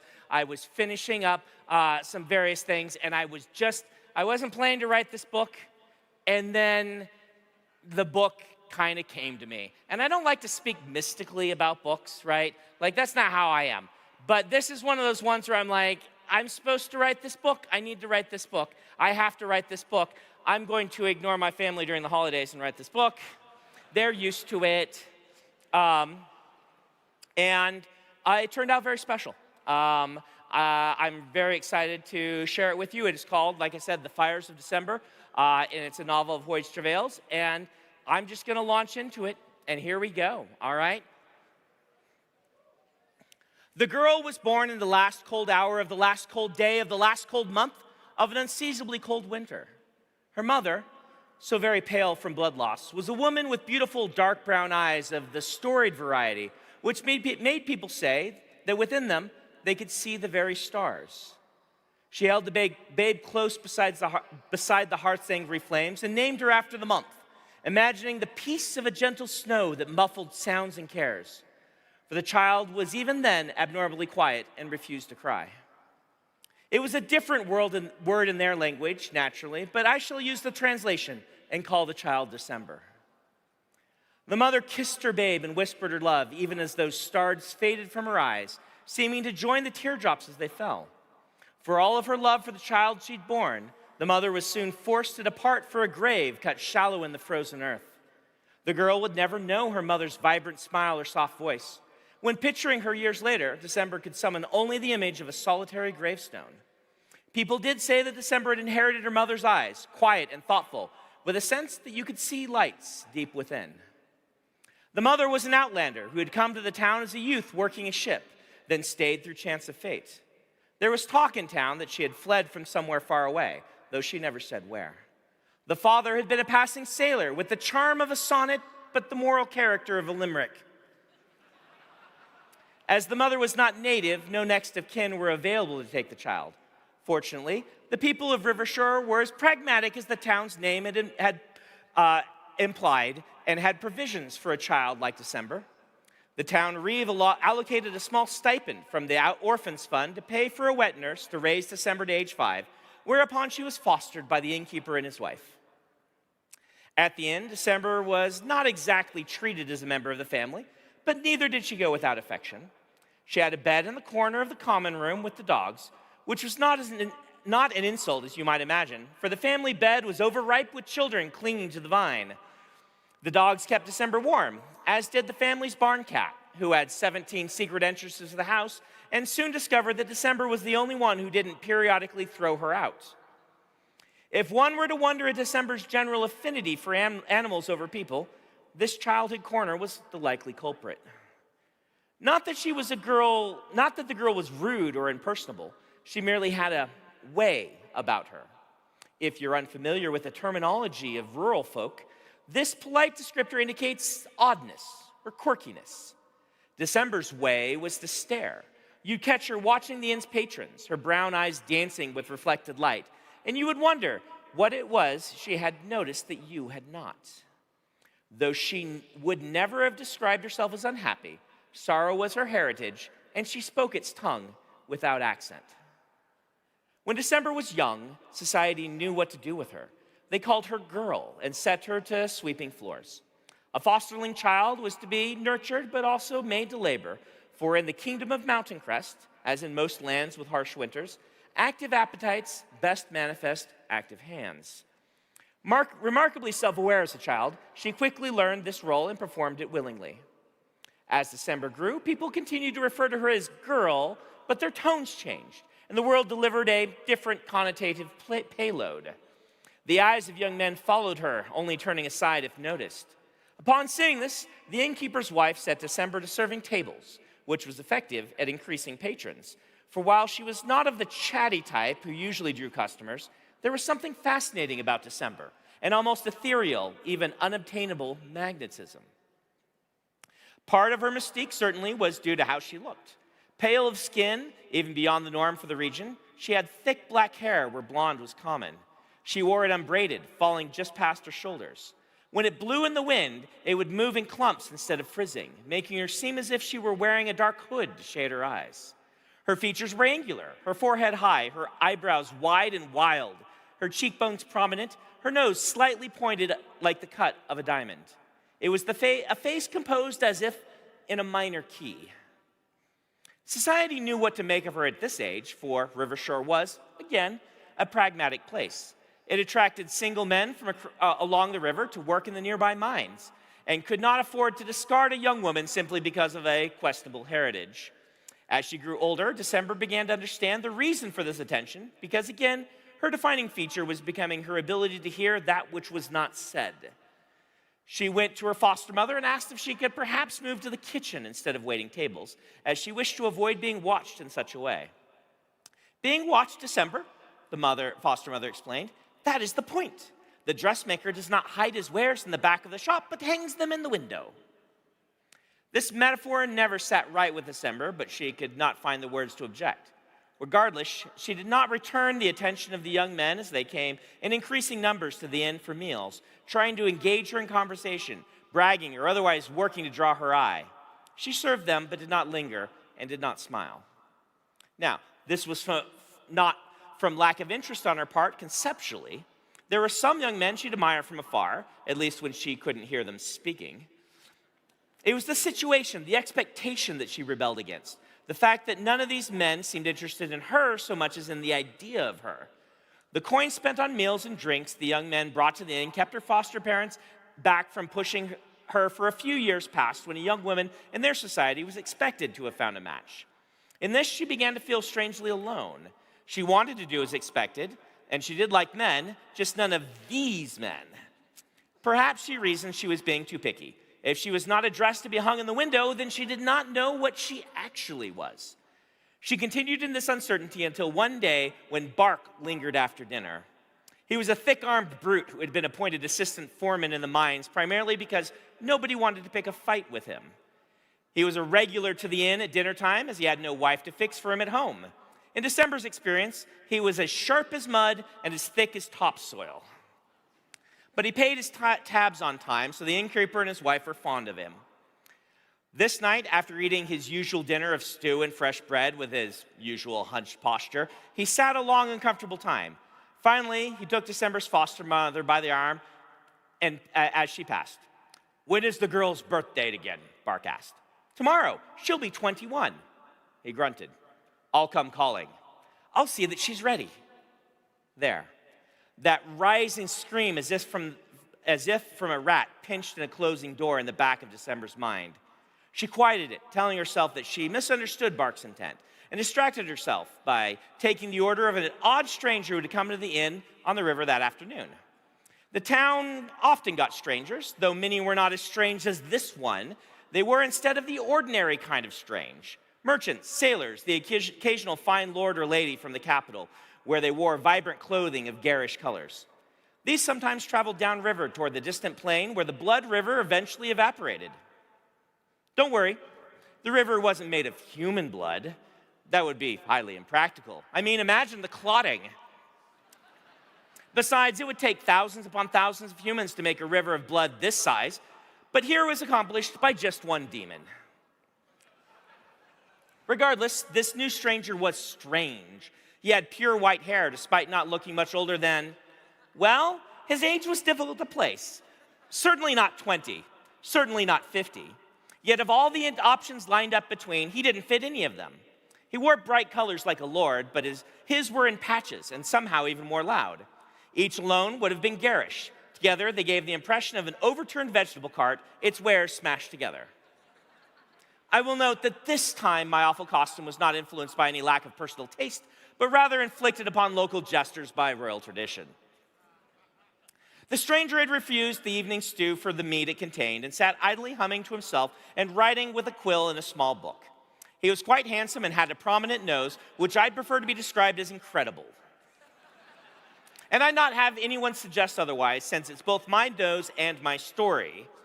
You wouldn't be hearing this if something terrible hadn't happened to me during it, so kindly pretend to show at least a hint of empathy. "Sir," December asked, "would you like something to drink?" "No, thank you," I replied. That was it. She withdrew, and we did not speak again during her lifetime. You might have been expecting more from me, a tale, some advice, at the very least, some joke. Well, you're in the first currently, the second isn't until the end, and you won't find the third until you brush your teeth later. None of the three were for December because I didn't find her relevant. She went to sing about other customers, and I retired for the night. I didn't have any idea how important this woman was, but I'd like you to be better informed. To accomplish this, the next sequence will go on longer than you might think requisite. I ask your patience. The details are relevant, I promise. When the doors to the common room were finally locked that fateful night, December tried to find her bed quickly. By this point, the innkeeper had made a place for her in the storage room where she could string a hammock and live with some measure of privacy. Unfortunately, she could not avoid her foster mother, who refused diversions and continually steered the conversation straight toward Bark. With the repetition of a quilt made from a single fabric, she told December that Bark was an important man, that he would provide for her well, that she should listen to his offer when it came the next day. The implication was that her options from just delaying so long were limited, and she would never have a better opportunity than this one. You're probably expecting December to run. It's how these stormy stories normally go. The young heroine sneaks out at night to find her fortune, leaving the town and avoiding marriage to a man who is clearly her inferior. Alas, in the real world, such escapes are too rare. December, spilling tears in her pillow that night, acknowledged the truth. She hadn't the money or the knowledge to travel, and she'd overstayed her welcome. Her foster parents did love her. They had kept her long past getting money from the Reeve for her upkeep, but they also were practical people. It was time, her foster mother explained, for December to move on. The next phase of her life had queued with obstinate firmness. Even her hammock needed to be given to one of the couple's older grandchildren who would be taking December's place in the serving room. December and Bark were married 2 weeks later. It would have happened sooner had the poor Reeve's wife not choked on a breakfast sausage, necessitating a funeral a little time before a wedding. December was not happy with the marriage, but the other options for a husband weren't any better. Nobody in the town, not even December, despite delaying this long, considered no husband to be a valid choice. She tried her best to learn her new role, to make a home of a house and find love from a lover. All was, if not pleasant, tolerable for the next few years, though news from upriver was unsettling. Something had happened at the capital a few months after the wedding. Stories were coming downriver and were unsettling. Tales of the demon making a fire in the sky, and of a war for the throne, the king dead, betrayed by one of his dukes. Such distant troubles, both theological and political, were of little immediate relevance to such a small town. Though only a month away from the capital by riverboat, Rivershore was a great distance from it philosophically and mentally, in the same way you might find a prologue quite distant from the rest of the story. December had her own issues, because it soon became quite clear that she could not have children. At least none manifest, and in these sorts of societies, they never wonder if it's the man's fault. In this case, it was indeed due to an ailment of December's, but that wasn't possible to confirm with their technology. A doctor occasionally came through town to provide medicines and train the local midwives, but he was unable to find a reason. Losing the option to have children can be, for any couple, a deeply personal situation and difficult for many. It should be approached with nuance and understanding. Unfortunately, Bark was not capable of nuance because words with that many vowels sounded foreign to him. Instead of making the right choice and assuring December she was no less valuable because of a medical ailment outside her control, he grew increasingly difficult over the years, at first sullen, then simmering, then eventually turning to shouting and raving. During these years, December would often find herself walking the banks of the river, away from the house that had not only failed to mature into a home, but was instead evolving into a kind of prison. Now, I did promise you an explanation of this river, and I keep my promises, save when it's narratively more interesting to break them. The three blood rivers were the defining feature of the kingdom of Mountain Crest, and one flowed past the town, a waterway wide enough even for the largest barges, though not so deep you could navigate a true oceanic vessel through it. December could see the other side easily, and the gentle current allowed a modestly accomplished swimmer to reach the opposite shore without difficulty, assuming they'd been willing to step into the blood. Thick, with the consistency of paint, the demon's blood was safe to touch, though most people in rural towns avoided doing so. December tried once or twice and was surprised to discover that it refused to stick to her fingers, running off as she pulled them out, leaving her skin perfectly dry. Conferring with others indicated this happened when anyone touched it. The river was that mysterious shade of violet that was quite nearly black. It had a glossy sheen not unlike oil. During those lonely years, December would look upriver, imagining the distant corpse in the capital that bled out this highway, and wonder if what the priest said was true, if a prophet had truly come to save the land 3 centuries before. She imagined his sword, still said to be lodged in the demon's beating heart, holding it imprisoned like a pin held a butterfly to its board. If it was indeed true, what should she make of the newer stories saying the demon was free? Would the prophet return? If so, would he do as he had last time, healing those who had been afflicted with diseases? Society was no help with her problem because, for once, it didn't know what to do with December. Children it cared for, maidens it presented like dresses in the shop window. Mothers obviously had a clear purpose, but what to do with a woman of the age and in the position of a mother who just wasn't one, and likely never would be? The people of the town alternated between commiserative and uncomfortable. When she complained of Bark, they said they understood, but she wasn't certain if they meant they understood her situation or his. She therefore stopped talking to them, instead seeking the river and sometimes the birds that flew along its length. She thought this must be the most lonely time of her life, living in a house with a husband who was growing to detest her, ignored by the people who lacked words to comfort someone whose problems they deeply feared. She was wrong, though, for it could indeed get worse. One night in her 25th year, Bart came home drunk. It was another of his bad nights. He'd gone searching for winter's cache, a vein of silver he insisted that he and an old friend named Tap had happened across years ago while hiking the foothills. He often went looking for it when the inn and the tavern turned him away for being too rowdy. Well, Tap had been killed in a landslide before December had married Bark, and she'd never believed in his mythological cache, a reasonable opinion considering Bark had searched for 10 years without yielding fruit. In fact, such searches only seemed to have one result, to ruin his mood even further. December was cold. As it was nearly 11 when he arrived. Or dinner was cold, as it was nearly 11 when he arrived. He blamed her, not just for the food. She quietly began warming the stew while he raved about why he thought she'd been cursed with a barren womb, claiming that she'd secretly been a whore and caught some disease. What else would one expect from the bastard daughter of foreigners? December quietly placed his food in front of him, then gathered her coat to leave, intending to walk the chill darkness while he ranted himself to sleep. That night, instead of letting her leave, Bart stood and seized her by one arm. She looked at his hand, a horror rising within her, and time itself seemed to recoil at what they all knew was coming, a step that Bark, despite his yelling, had never yet taken. He hit her. A backhand across the face with the force to throw her against the doorframe. Now, Bark was the sort of man who expected certain things from those he abused. He was big enough and important enough that when he hit you, you either stayed down or you came in screaming and earned yourself a full thrashing. He was unprepared, therefore, for the stare. December, looking up from the floor where she'd fallen, affixed him with that gaze of hers, eyes like the night with what seemed to be distant stars deep within, or fires on a far-off hill. An expression with a striking lack of fear. No tears, despite the reddening cheek where she'd been struck. There was a dare, a confidence in the way she stood back up, smooth and graceful as a mountain cat, holding his eyes the entire time.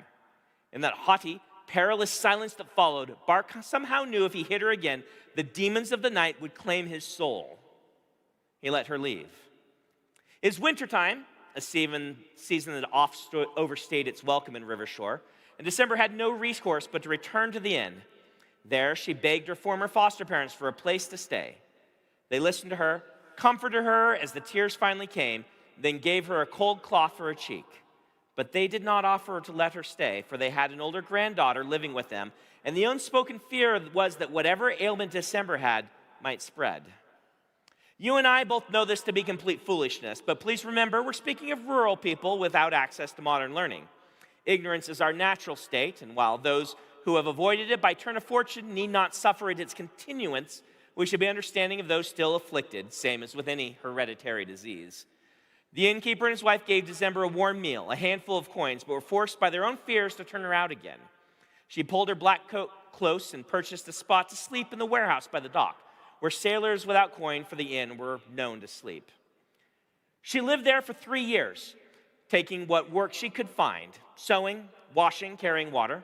Hard work made more unbearable by the ultimate humiliation, the day Bark actually found the winter's cache, a pure vein of silver just as he described, and the corpse of his old friend Tap nearby.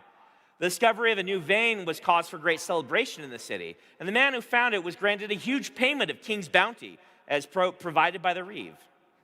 The Reeve, it should be noted, did not tell anyone that, with the increasing troubles upriver, taxes hadn't been demanded for years. He had plenty in the reserves, but that was its own deeply troubling problem. This payment made Bark the most wealthy man in town and an immediate celebrity. The old mine running out had been a constant source of worry for the people of Rivershore, but a new one, of silver no less, meant decades of stability. Never mind that the river was growing darker, losing its violet beauty, taking on a sickly blackness. Never mind that December wondered what happened to the lords and ladies in their colorful clothing, and that strange man with the white hair, who for reasons she could not explain, she remembered so distinctly. For now, the town celebrated their new future. Bark was elected mayor and married the innkeeper's granddaughter. Though his marriage to December had never been officially annulled, these sins could be ignored for a man of such stature. The fact that Bark's new wife soon bore him children humiliated December, for it revealed an accidental truth that he'd said about her, which seemed to reinforce the accompanying lies. Spurred on by this victory, one of Bark's key policies in the years to come was making December's life a living hell. He created laws forcing migrants and anyone with foreign blood from taking most kinds of work. He gave speeches saying such a step was necessary to protect the town from the refugees pouring in from the capital, which they said had been burned to the ground, and the grand cities near it still in the grips of the succession crisis years later. In truth, Bark's law was targeted straight at December, a contest of wills to force her into the type of work desperate women provided for a society that pretends it isn't to blame. She refused, for dignity was her only sanctuary, and if she took that step, it would confirm the stories he told about her in the eyes of the townspeople. Instead, she took training from the doctor during a visit to the town, during which she stayed for 3 months before going upriver to provide aid to the war-torn lands. He would never be seen again in Rivershore. Doctoring, fortunately, was not a job on the list that a migrant was forbidden. Otherwise, the traveling doctor would have been included in the prohibition, something the town could never condone. In this loophole, December defied Bark. Nobody would pay her for midwifery, as if the fallopian tubes would... no one would pay her for midwifery, as if their fallopian tubes would magically disappear because of fraternization with a woman who lacked them. After successfully helping a calf be born, however, she was able to find occasional work until at last Bark also made this illegal, saying that only those with a license should be allowed to handle the town's animals. Without regular ships bringing supplies, he reasoned, Rivershore was on its own for feeding itself. Animals were too valuable to be trusted in the hands of the poorly trained, the migrant, or the foreigner. That night, huddled in her little corner of the warehouse, December found herself too tired to cry. She thought for certain this was the most lonely a person could feel. She was unfortunately wrong again. The next morning, she realized she had 3 choices: starve, take the work Bark demanded, or go to the only person in town not afraid of him. Holding to this glimmer of hope, she visited the town reeve. It was technically a lord's position, a very, very minor nobleman appointed by the king to represent the crown in Rivershore. The mayor and the town council provided most leadership. The reeve collected taxes, administered official paperwork, and judged serious crimes. The current reeve was the son of the reeve who had placed December in the inn as a fosterling and was 10 years her senior. He was also a widower. His love for his deceased wife, Rema, the woman who had passed on December's 21st birthday, was well known.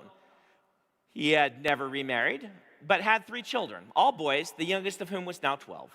The middle child, at 15, was often caught causing trouble in town because the reeve's duties kept him busy and unable to properly parent.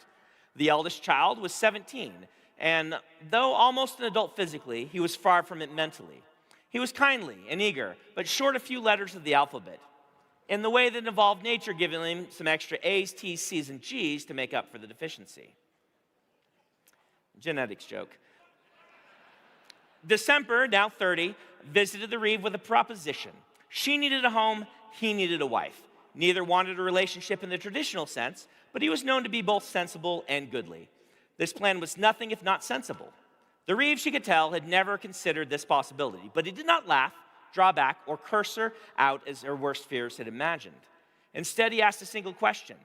2 bedrooms? 2 bedrooms, she said. It shall make Bark very angry, he noted, rubbing his chin. I'm sorry. I'm not, he said. That is an advantage of the proposal. In that, December had true hope for the first time that this might actually work. It did. December's stare shamed the middle son, who returned to his schoolwork at her insistence. He was expected to be learned, unlike most in town, and December in turn learned letters and numbers to help him. The boy's tutor had dropped off books during her final visit before vanishing like so many did these days when they traveled upriver. December's love worked on the youngest son, who had been drifting without direction. He took to his tutoring with renewed vigor, quietly helping December figure out the lessons so she could help the middle son. Finally, December's kindness worked on the oldest son, who desperately wanted more attention from a parent and soon became her persistent companion. He was a quote-unquote imbecile, according to the doctor's diagnosis, but strikingly kind-hearted and proof that whatever kind of stupid Bark was, it was more determined than deterministic. During this time, December discovered she had a talent for learning, and over the following decade, she devoured the reeve's books. She even, to a surprise, began helping him with housing contracts and taxation numbers, which were in constant need of updating now that it seemed there would be no further direction from the capital. Ships had stopped floating down the river, which is now dark as a mire and barely flowed. In particular, December took on a project of quietly helping her once foster family, the innkeeper and his wife, turn their business profitable. The lack of customers from the river had hurt them soundly, and they started relying on subsidies from the reeve. Helping them was a struggle that took years of December's effort, changing prices, offering more food options, shifting focus to serve the needs of the town and visitors from closer towns, but was eventually successful. During this time, December and the reeve maintained 2 bedrooms, but became quite friendly with one another, to the point that, remarkably, December found that she was actually coming to love the man. The way that he would put his hand on hers as they talked of his work, or the casual brush of his fingers on her shoulder, indicated that something might be changing for him as well. So confident in her new life was December that when she saw Bark's wife hurriedly shuffling through the town with a brand new bruise on her face, she intervened.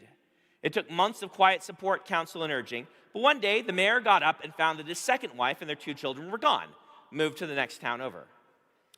Bark stormed into the town reeve's house, ranting. "I know it was you," he shouted at her. "I've seen you talking to her." The stare worked on him again, though 3 stepsons, now well-grown and possessing physical strength that Bark had lost in his years no longer working in the mine, were their own deterrent. When they burst in at the shouting, Bark started to withdraw. As he did, he muttered to December, "I should have killed you when I had that chance that night." "You wouldn't dare," she hissed. "If only you knew," he said. This time it was his eyes that took on a deadly cast. If only. December was shocked. It sounded like he was claiming to have killed before, but who? There were no unexplained. "Tap," she whispered, "your old partner. He found the silver vein, and you killed him before he could claim it. But you're a fool. You didn't get the location from him first. That's why it took you over a decade to find it." In truth, Bark did see the vein once. Tap showed it to him, and Bark murdered him there, then carefully covered the body with rocks to indicate a landslide. But then he got lost on the way back to town and couldn't find the location again. He said nothing, instead leaving with a smile and a glare. December stuck close to her stepsons for the next few months, but the mayor's anger eventually cooled. All proceeded relatively well, with her stepsons finding bribes, save the oldest, who remained her attendant. There was laughter in the reeve's home, grandchildren, warmth, and even budding love. Then the sickness came. It had been building for years, though nobody in the town had been aware. The river's curdling following the deadly events far upstream finally reached poor river shore. You might have read about similar plagues in your histories, but here it was arcane in nature, caused not by common disease vectors, but by the deadly river itself turned poisonous. The youngest son and his family were first to go, wasting away, bodies covered in legions. The scant books and medical knowledge left by the doctor were no help, for this was not an ailment that mundane learning could counter. It moved through river shore like a creeping mold, killing family after family after family. Some fled. They died in the wilderness. Some boarded themselves in their homes. They died in their beds. Some cried to the prophet. They died in church. It left only 1 in 10, and those who survived carried scars the rest of their lives. All but December, whom the sickness dared not touch. She and the reeve buried their youngest son, his daughter-in-law, and their baby, and that day something broke in the man. He was the next to go, and December's hopes of a future with him were drowned as if in the depths of the river. His middle son and family followed, then last of all, the eldest son, with his sweet disposition, joined the darkness that enveloped not just the town, but the entire kingdom. December buried each family member herself, for there was nobody with the strength of the town to do so. The graves took her multiple days to dig, and a line beside her mother, and when she finished the last, she collapsed into tears that did not abate for many hours. But then she was hale, and there were so many suffering. If you need testimony to her character, know that December, despite her hatred, even brought soup to Bark in his sickbed, then changed his clothing and washed him. He died 2 days later, alone in his grand mansion. Some might have found this a victory. December, now in her 50s, was too wise to gloat over such a terrible situation. She did what she could for the sick, then slowly those chosen by fate recovered. But it was a broken people who came out of that summer and tried to survive the resulting winter, with 9 out of 10 people in the ground, the hearts of the living having largely joined them. December traveled to nearby towns and suggested consolidation, lest they all starve. The people struggled on, as they tend to do, as the river finally dried up completely. They had no news of what had caused it to fail, but they could guess. The demon must truly have escaped his bonds. What else could explain such terrible events? That winter, many who had soldiered through the plague fell to the cold. December, who had worked so hard for them all, was treated differently than she ever had been before. For while society had been uncertain what to do with a mother with no children, it did understand the quiet, solitary elder woman who possessed knowledge and wisdom that ordinary people avoided. They did not welcome her. Indeed, they whispered about how she had not so much as gotten a cough from the plague, and how she was the only woman they knew who could read, how she was not afraid of the angry nor cowed by the epithets of the superstitious. In truth, she was too old, too tired, and too heartbroken to care for threats. Over the next few decades, she took up residence in a home on the hillside where the old mine had been. The struggling town focused on farming and their animals. Silver, and even iron, were of a different time when there had been a king who needed jewelry and weapons. People finally accepted her as the only living midwife. They would bring her to their wounded livestock and even accept her mediation in disputes, for as the Reeves' wife, she had some modicum of royal authority. It was not enough. Over the next decades, the town evaporated much as the river had. Without the coal shipped in from upriver, winters were harsh. Few women of childbearing age remained to provide a new generation. The population withered like crops without water. It was during this time that December finally knew true loneliness. Now 80, she labored to bolster those who hated her, those who whispered that she must be the cause of all their troubles. For what profit-fearing town would harbor a witch? She spent nights alone, for her books had been stolen when she was tending a sick child, used for firewood by desperate people who secretly wondered if those spell books, actually medical textbooks, were to blame. This time, December was right. This time, this was the most lonely she would ever be. For soon after, she died, alone in her frozen cabin, refused access to the floundering warmth of the town she had loved, then succored, then saved. You might say this is a terrible story to have told. I apologize for its necessity, and I hate that it is unfortunately not unique. Too many people live lives like December, alienated, rejected. They are often deliberately unseen. Their treatment is a blemish upon societies, the type one tries to cover with makeup, a makeup of harvest festivals and dances. People like December in your neighborhoods too, likely spending their nights too tired, too lonely to even weep, for they have nothing left but emptiness. No, December's story was not unique, except one daunting fact. For the day after she died, December woke up and found herself 62 years in the past. 2. There's a certain disassociation that occasionally strikes a person when they look in the mirror. We grow comfortable with our faces and build mental pictures of ourselves that persist even as our features change with age. At some point, most people have the surreal experience of looking into their own eyes and realizing the person in front of them no longer matches their imagination. Usually it comes after years of feeling that something is off. Weight is gained or lost. Skin begins to sag. Noses appear to get bigger or change shape as natural aging alters the way our features interact with our skulls. It culminates in that distressing event when you must acknowledge that the person you once were will never return. That person is an old picture, as lost to time as the smiles of your forebears who are trapped with stern expressions in their paintings. December is one of the few I've known to experience that disassociation in reverse, finding the old her had somehow vanished and the young one returned. She put fingers to her face, prodding its skin gone smooth, hair gone black. The spots she expected were gone, stray hairs having vanished from her face. She looked so distressingly childlike. "You quite finished?" her foster mother said, peeking in. "Issa needs the bathroom." Her foster mother, over 30 years dead. Her foster mother had woken December from her hammock in the inn, a building that, when she'd last visited, had been crowded with 4 families trying to share heat enough to survive the winter. Outside, the street was bright with sunlight. The river was flowing and shimmering violet, and the sky beautiful blue, filled with promises. "December," her foster mother asked, "Dear, are you all right?" "What day is it?" December whispered. "Your birthday, your 21st birthday." Her 21st birthday, an impossibility. She didn't once assume it was a dream, for December was an old woman and didn't have time for dreams or fancies. She knew what was real and what was not. She had lived through enough reality to recognize it as the young do not. This was real, somehow it was real, her 21st birthday. That day. Possessing of a sudden, single-minded determination, December cast aside her confusion. She could deliberate later. She could be befuddled later. She shoved past her foster mother, striding, then dashing, then scrambling into the common room of the inn. Her 21st birthday, that day. She shoved past Rold, the baker bringing delivery, and shocked at her sudden youthful limberness, jumped off a chair, slid across the table, and reached the corner booth of the dining room. There, Matten, the town reeve, looking so much younger than her mind's eye remembered him, was beginning to scream for help and terror as his beloved wife lay blue-faced on the tabletop, 3 young children panicking as their mother noiselessly died that day.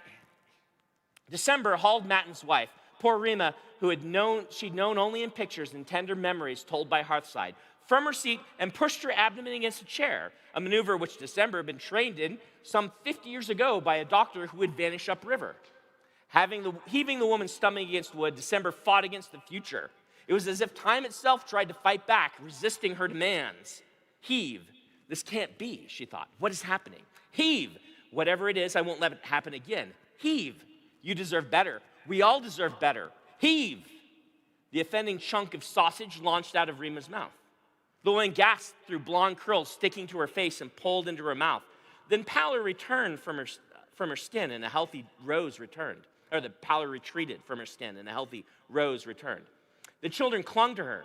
Children December knew so very well, crying and terrified as their mother slumped into the booth and held them tight. What is this? Matten demanded. What have you done? She saved me, Matten, Rima whispered. By the prophet's holy name, she saved me. The reeve looked to December, displaying none of the kind fondness she remembered from him at the end of his life, when they'd finally grown intimate. To him, she was a stranger, and his expression, more than her own features, more than the impossibly rebuilt town, convinced December that she was indeed back in her youthful body. Matten would never have looked at her in such a way had he remembered. He turned and saw to his wife, holding and kissing her, his terror and helplessness consumed by gratitude. December stepped back as people crowded around, asking what the fuss was about and what the fosterling had done.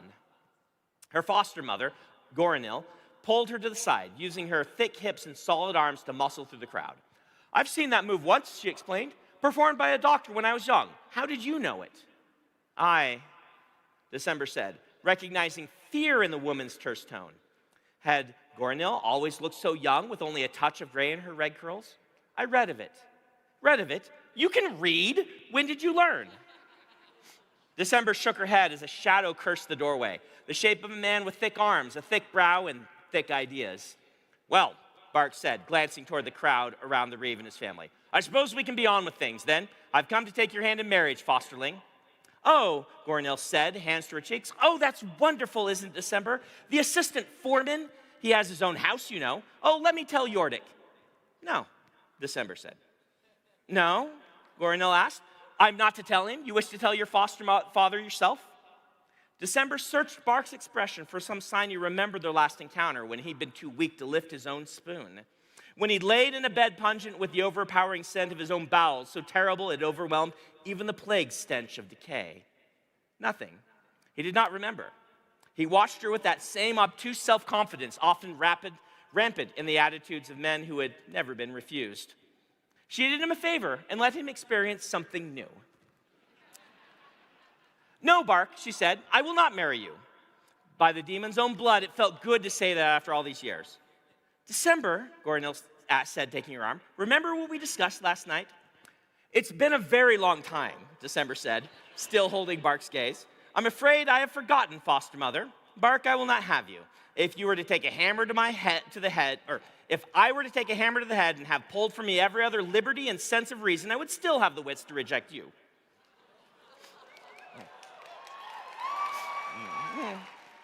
He recoiled as if punched.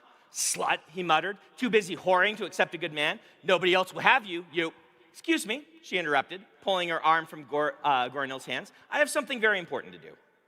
She left them both stunned and carefully pushed through the crowd around the reeve and his family. Her stare, with 80 years of practice, retained its potency like fine wine of the most valuable vintage. People gave her room, confused at why they were so eager to obey the quiet word of a person only one day into adulthood. Matten, she said, forgetting that nobody in the town dared call the Reeve by his first name, would you join me outside for a moment? Excuse me, he said, taken aback. Fosterling? My name is December, she said. Your wife needs fresh air, not attention, following her ordeal, and I have something I need to confide to you in private. Is it urgent, he said. How urgent do you consider murder? He joined her immediately and thought to himself how odd it was that the woman so young was so self-possessed as to speak to a lord, even a minor lord, with such composition. He should have ignored her fanciful claim, he knew, but something about her. Well, she had a way about her. He'd barely paid her any attention over the years, except to check her age and the small sum he paid to the innkeeper and his wife from the orphans' fund. How remarkable it was, then, that she presented herself in the way of someone educated. How remarkable it was that he listened to her explanation, to the point that he gathered his old bailiff, Nathaniel, and climbed the hillside at her insistence to the place where they found old Tap, dead not by a landslide, as Bark had always told everyone, but by an axe to the head, the wound clearly visible despite the decay. There is a silver vein about 300 yards that way, she said, and led them to it by way of proof. Stupid Bark had spent over a decade wandering these hills and must have passed it a dozen times. The two men ran across it once when drunk at night, then couldn't find it the next day. Tap eventually did, and Bark killed him to not have to share the prize. Matten knelt beside the exposed vein of silver, fingers on the metal, bearing the expression he got when he had to do something distasteful in town. He always did prefer to care for the people as opposed to enforce law upon them. He'd do his duty, but she finally remembered looking through his ledgers from years past and finding copies of letters he'd written to the king every year explaining how the people of Rivershore were fierce negotiators and how taxes simply couldn't be extracted at the rates demanded. Matten had quietly been their angel for decades and nobody the wiser. I'll need more proof, he said, standing up. I can't judge Bark on one testimony. By the law, I need more. And you'll have it, she said, because she knew Bark better than anyone did. Simply tell him that I was the one who led you here after he bragged to me about killing Tap. So it was that in the common room of the inn that afternoon, a neutral location where the Reeve had decided to interrogate Bark, she had the distinct pleasure of hearing her once husband make the mistake she'd known he would. What? I never told her about that. I swear it. I never told a soul about what I did to Tap, and she can't prove otherwise. Dear stupid Bark, deep as topsoil, sharp as mud, guilty as the demon itself. The confession and subsequent conviction was the talk of the entire town. December attended the hanging, and while she took no joy from it, she met his eyes as he dangled, and she did not feel sorry. You might find it odd that she would respond this way after nursing him during the plague, but any doctor will tell you that this is no contradiction. There is a chasm between offering some measure of comfort for the terminal and allowing a murderer to avoid justice. As his body swung, December was struck by a terrible thought. Could she die? If she were to fall right then, would she be reborn this same morning? It was a daunting concept, but she was inclined not to test it. In addition, something told December that her real life was more than happenstance. It would not happen again because surely she had been given this singular gift for a reason. If she hadn't intervened, Matten's wife would have been destined to die. 2 days after the hanging, December sat in one of the tables in the front of the inn, enjoying her favorite spiced tea, and watched the people of the town walk past. There, calm the weaver. She had burned him and his family in a single mass pyre, for by then she had been too exhausted to dig. There, Kita dashed past, only 5 years old. December would help birth her first child, only for both to be lost in a harsh winter, exacerbated by the waning coal shipments from upriver. There, the Reeves' 3 boys, Camden, still a baby, Torrent, wide-eyed and holding his mother's skirt, and Jamek, with his distinctive features caused by his congenital disease, his sweet smile once December's constant companion. She had saved their mother, so would never become their new one. Matten's true love, over which he had cried so many evenings, would remain his, and the singular, welcoming place in the town for December had, by her own hand, been surgically extracted from the future. There was a sorrow to that, a pain in watching him hold another woman, one he loved more dearly than he ever had December. It was a pain of her own design, and she accepted it. My family, my children, she thought, are not safe. This town is not safe. She went to Matten again and tried to explain what was coming, the troubles in the capital, though she knew them only from vague, untrustworthy third-hand accounts. The wars, the succession, the souring the river, and worse, the coming of disease. It begins, she said, a few months from now, with fires in the capital and something involving the demon. It will end decades from now with the deaths of almost everyone in town.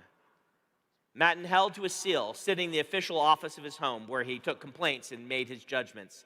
He looked down at his desk, sloppy as always, and she resisted the urge to straighten the papers and bring his attention to the most important matters so they could converse about how to best deal with them.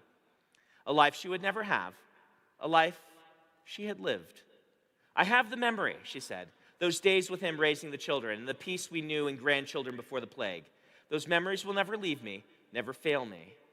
She realized she could be content in them. She had been given the privilege of this family for 2 decades, but the children, as she knew them, and Matten as she knew him, belonged to another life and another world. They would never exist here because Rima lived. So December let go, like giving a dove to the sky, and allowed them to live their new life without her. She waited patiently for Matten to process what she told him, knowing him well enough to expect that he'd have trouble believing her, but also that he wouldn't dismiss such a threat out of hand. "What," he whispered, "are you? A witch? Was she? I don't know. But my dream, it's true, Matten. I know it's coming. Sure as I could tell you that the Givens will have a boy next year, the harvest the year after will be slight, or that the mine won't give out despite everyone's fears. At least it will last until we don't need it any longer." To this, he lowered his head. "I do not know what to make of this, Miss December. I cannot fathom what you've said. Give me a letter," she found herself saying. He met her eyes. "Introduce me to the king," she said. "I have, 100 gold to my name now?" "How?"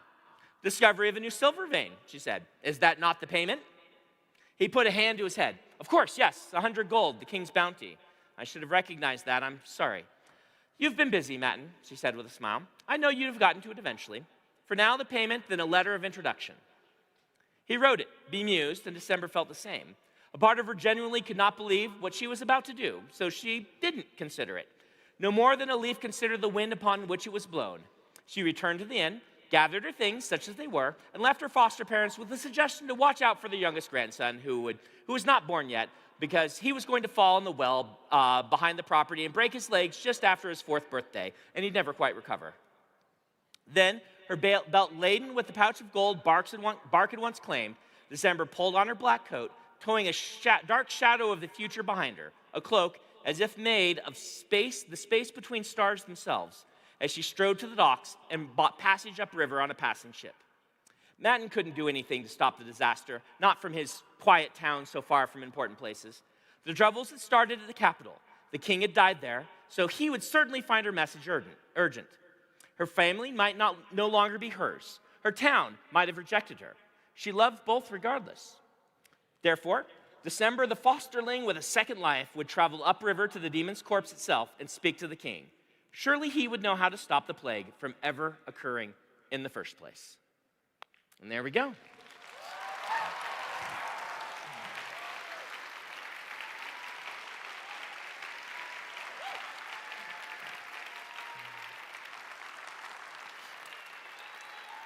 So there you are. You can now see why I felt I had to read the whole thing, right? I couldn't really leave you at the end of chapter 1.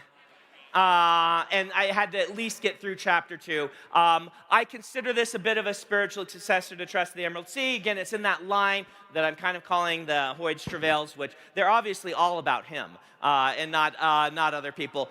We will have that for you. You can jump in on March, but it will be shipping sometime later next year. Enjoy the convention. Thank you for coming to the Reese Party. Thank you for being here with me. I'll see you around. Take care, everybody.